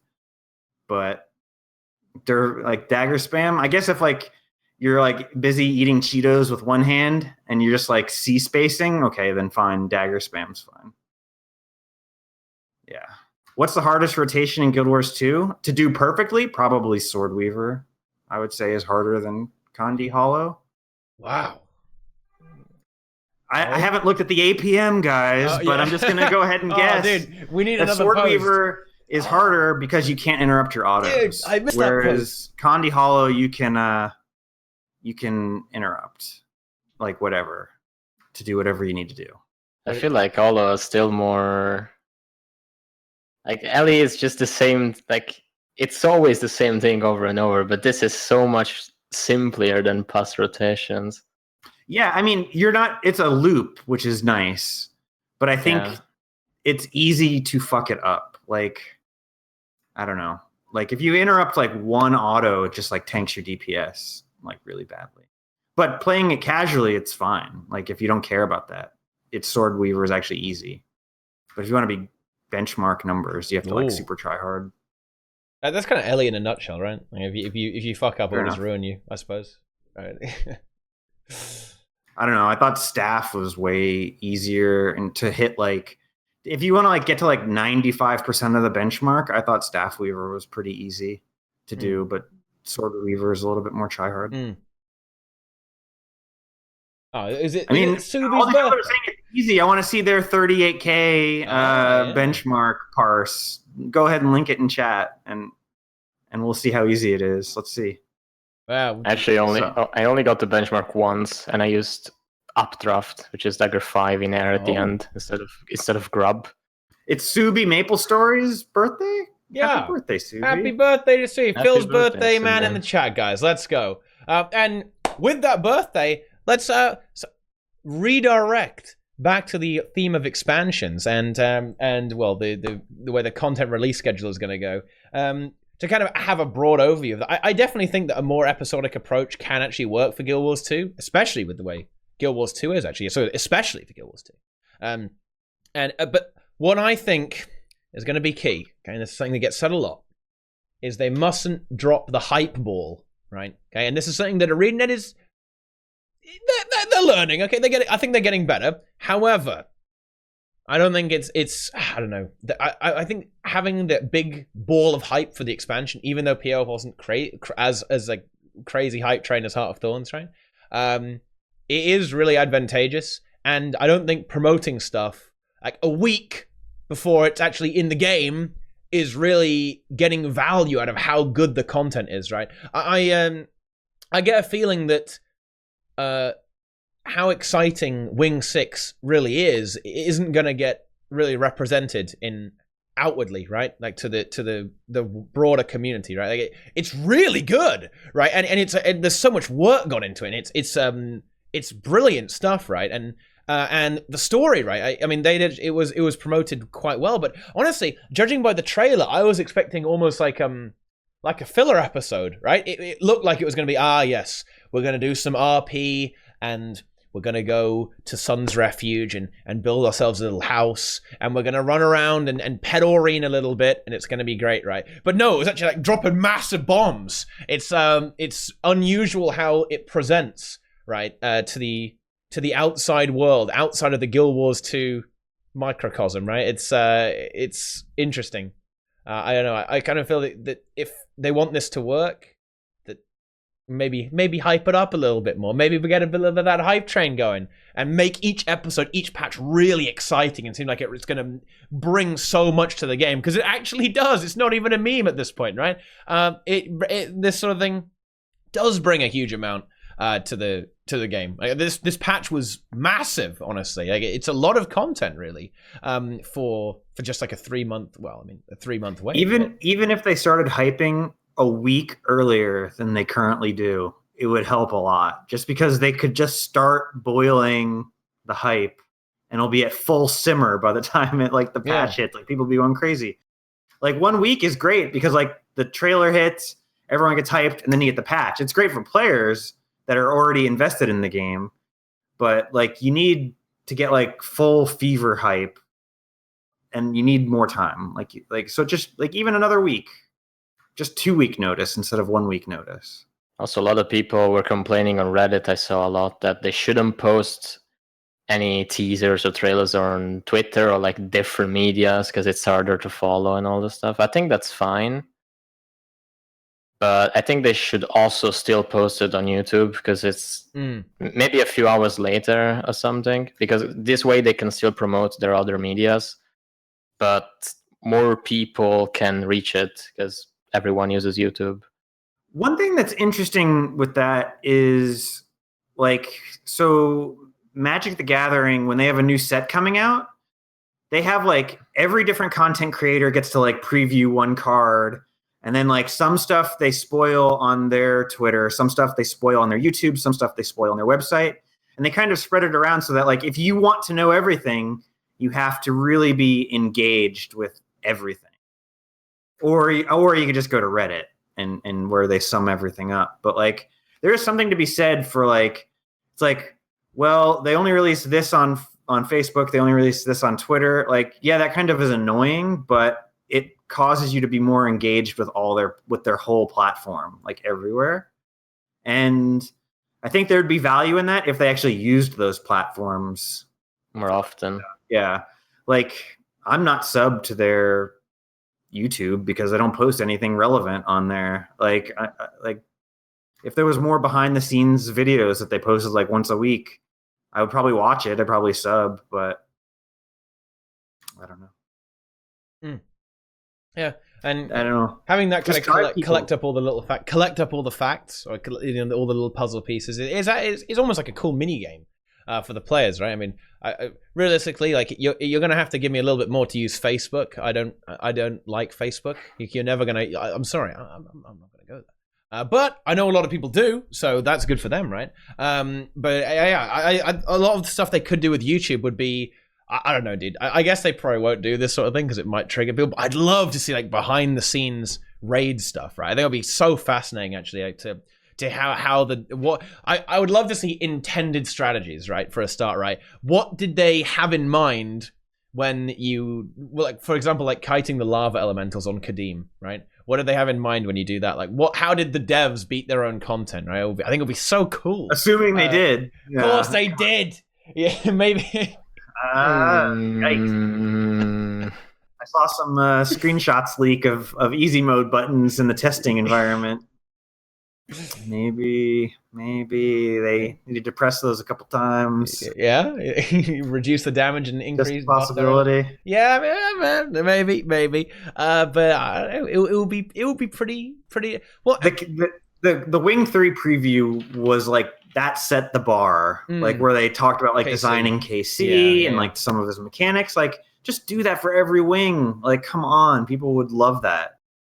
Like you don't have to like go crazy and spoil the whole wing, but like just one boss that they pick. Like they sort of did it with Wing 1 too with Gorseval, they did it with Sloth in Wing 2.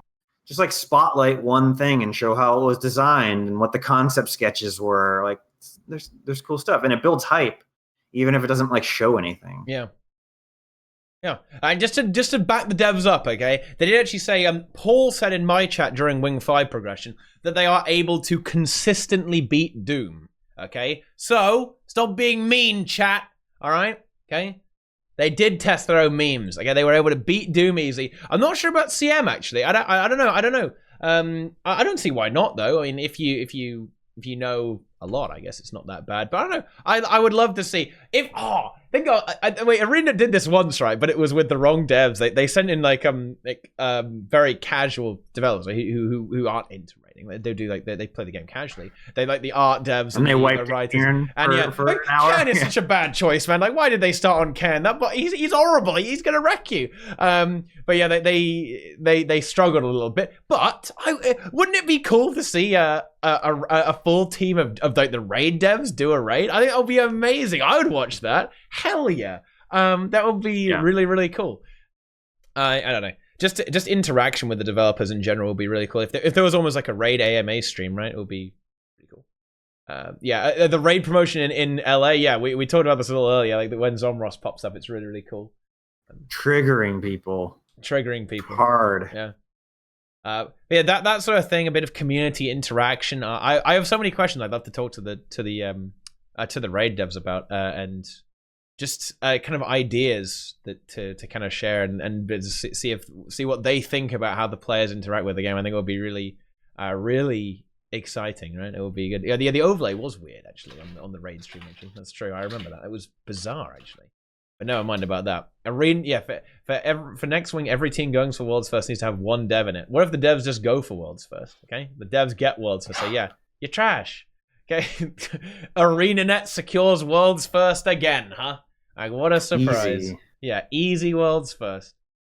It would be even less fair than the Worlds First on Kadim CM. You mean LNs? Yeah. Or whoever got it after them? I don't know.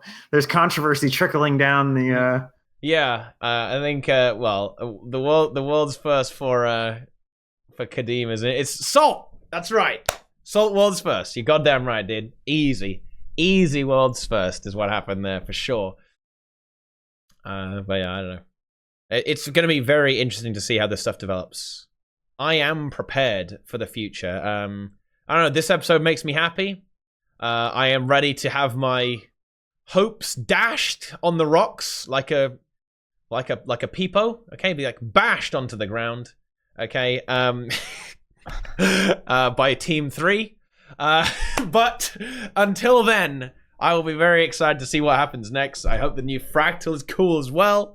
I think it certainly will be. The story probably won't manage to be quite as hype, but who knows? Maybe it goes like an extra level further. Because, guys, I hope you've been paying attention. Other worlds are... Oh, dude, we've got to get Deroyer on at some point. It's such a shame he couldn't make it today, man. Unbelievable. Because other worlds are confirmed, guys. Like, other planets are confirmed. Thanks to this story, which is certainly going to make him very happy. What? I didn't catch that part. Oh, really? When did that happen? The mushrooms. The mushrooms. Oh, I didn't. They're from another world. Yeah. Went through it. Yeah. Another world. Yeah. The mushrooms are not from Tyria. Yeah. So Guild Wars 3 in space. Yeah. Honestly, for all the lore buffs and the people who are interested in how the world works and stuff like that, there's so much in this episode that is huge, right? We can do time travel. We know that. We can teleport at huge lands. We can have like portal. Well, we already knew about the portal things, right? But like stuff like dragons can move through the mists. Okay, we have other planets with those mushrooms, right?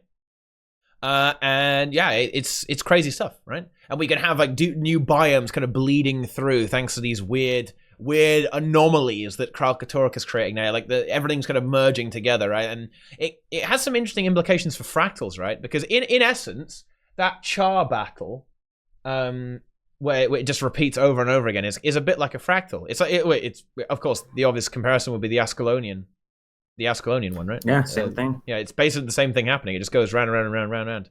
And so, in a way, fractals have been created by Kralkatorok doing some weird things, going through the mist, whatever he's doing, like all these anomalies and these rift stalkers. Also, the rift stalkers are really cool. Karka model's back, guys. And they remind me of the Skrin from CNC3. And that makes me happy. I do have to go. My housekeeper's here. Yes. Well, honestly, I think that... I tell you what, Nike, that's pretty much perfect timing, man. Because I think we've kind of covered everything. So that's pretty good. It's time, my friends, to conclude and wrap up this tea time. Whoa! See that? He just disappeared. and behold. Nice ad. Yeah, get the Chipotle memes going. But yeah, that will about do it for this tea time, guys. Hopefully you enjoyed the stream. We are ready to conclude, but before we do, it is time for some good old-fashioned shilling and returning, okay, with the face reveal, okay? Speculated to be an anime girl with an elementalist, also with the gun, but actually not the case at all. It is Mela, not SC. Why did you have to say that? But yeah, hello, thanks for having me. And this time I spoke a little bit more. Hope you guys are happy about that. I stream about 4 or 5 times a week, mainly raids. I don't know much about lore about this game. I just kill stuff. And yeah, you can come over on my Twitch. I post some memes on YouTube once in a while, some raiding stuff, and that's about it. All right, there you go. That is a concise and certainly descriptive advertisement for Mela. And then, wait, is Nike still here? Are you still here, Nike? Gone. Rip. Oh no, he's gone. Okay, well, never mind. I guess I'll have to do it for him. Okay, up there, the Chipotle Mexican Grill. It is Nike DNT. Not only is he a popular sports brand that may or may not be getting, like, destroyed on Twitter right now, like, actually people destroying them, even though they've already bought them, so, I mean, who's the real loser there? He also plays Guild Wars 2, okay? Warrior main, guys, okay? Condi Warrior main, okay? DNT leader, has the world record for Broken King. That is just unbelievable, guys. Okay? Death and Taxes, big guild. Wait, what? What? Broken King record. Okay? It is Nike, so be sure to check out Nike. He streams raids, also Guild Wars 1 as well. Guild Wars 1 and Guild Wars 2, so exciting stuff there, guys. If you've ever wondered what happens in the past, 250 years ago, you can go check that out as well. He will show you the way of the dervish over the disgusting assassin plebs. But yeah, there you go. DNT Guild Chat gets spicy. Ooh, yeah, it's good. But anyway, be sure to go follow and check out Nike on YouTube. He posts a lot of fast kills, some record runs of various bosses. You probably can expect that. You can see all the CMs on his YouTube as well from Wings. There's also some various kind of commentary videos as well about certain parts of the meta or kind of like the theory of the game and various aspects of the mechanics of the game. So you can go check that out as well. And then, of course, it's me. It's another tea time, guys. We do this every week. I stream every day. Raids and World vs. World. Let's go. Okay, so hit the follow button. Hit the subscribe button. Buy 50 alt accounts and do CMs on all of them. Use my referral link, guys. Get on that action right now. And yeah, there you go. Dual Wooden Potatoes in character. I will destroy Wooden Potatoes. He is free farm for me. Of course, guys, me, Salt, world's first, guys. World's first Kadim CM. Undisputed, guys. We are so good, the other teams didn't even bother to enable the CM. They know it was a waste of time, okay? They didn't even try, guys. Hashtag salt first, boys. Okay, Kadim CM. So yeah, follow me on Twitter as well. Subscribe on YouTube. Loads of videos coming out on YouTube, guys. Content. And I'll probably attempt to do a Wing 6 guide as well, guys, to see if I can, get the disgusting casuals into raids, guys. Okay, we've got to pet the casuals, right? Imagine the casuals are a little peepo, okay? What would you do? Come on, chat. What's it going to be? Do you get, like, the hammer and smush the peepo? Give him a little Shoot him in the head. Wait, you shoot him in the head. Wow. What? No. Wow. But anyway, guys, thanks for watching. Hopefully you enjoyed the stream. We even had some robot memes as well at the start of this one as well. But yeah, thanks for watching, guys. Follow everyone here. Be sure to get on that immediately. I mean, what are you doing? Like, why haven't you already followed and subscribed to everyone on this tea time? Which I guess is only 3, so using everyone is probably a little excessive. But you guys know what I mean. Get on the action. The bot will post it again. And you guys have a good day, okay? Thanks for watching, and we'll see you guys tomorrow. Well, maybe not tomorrow, but I will. But yeah, see ya. See you guys next time.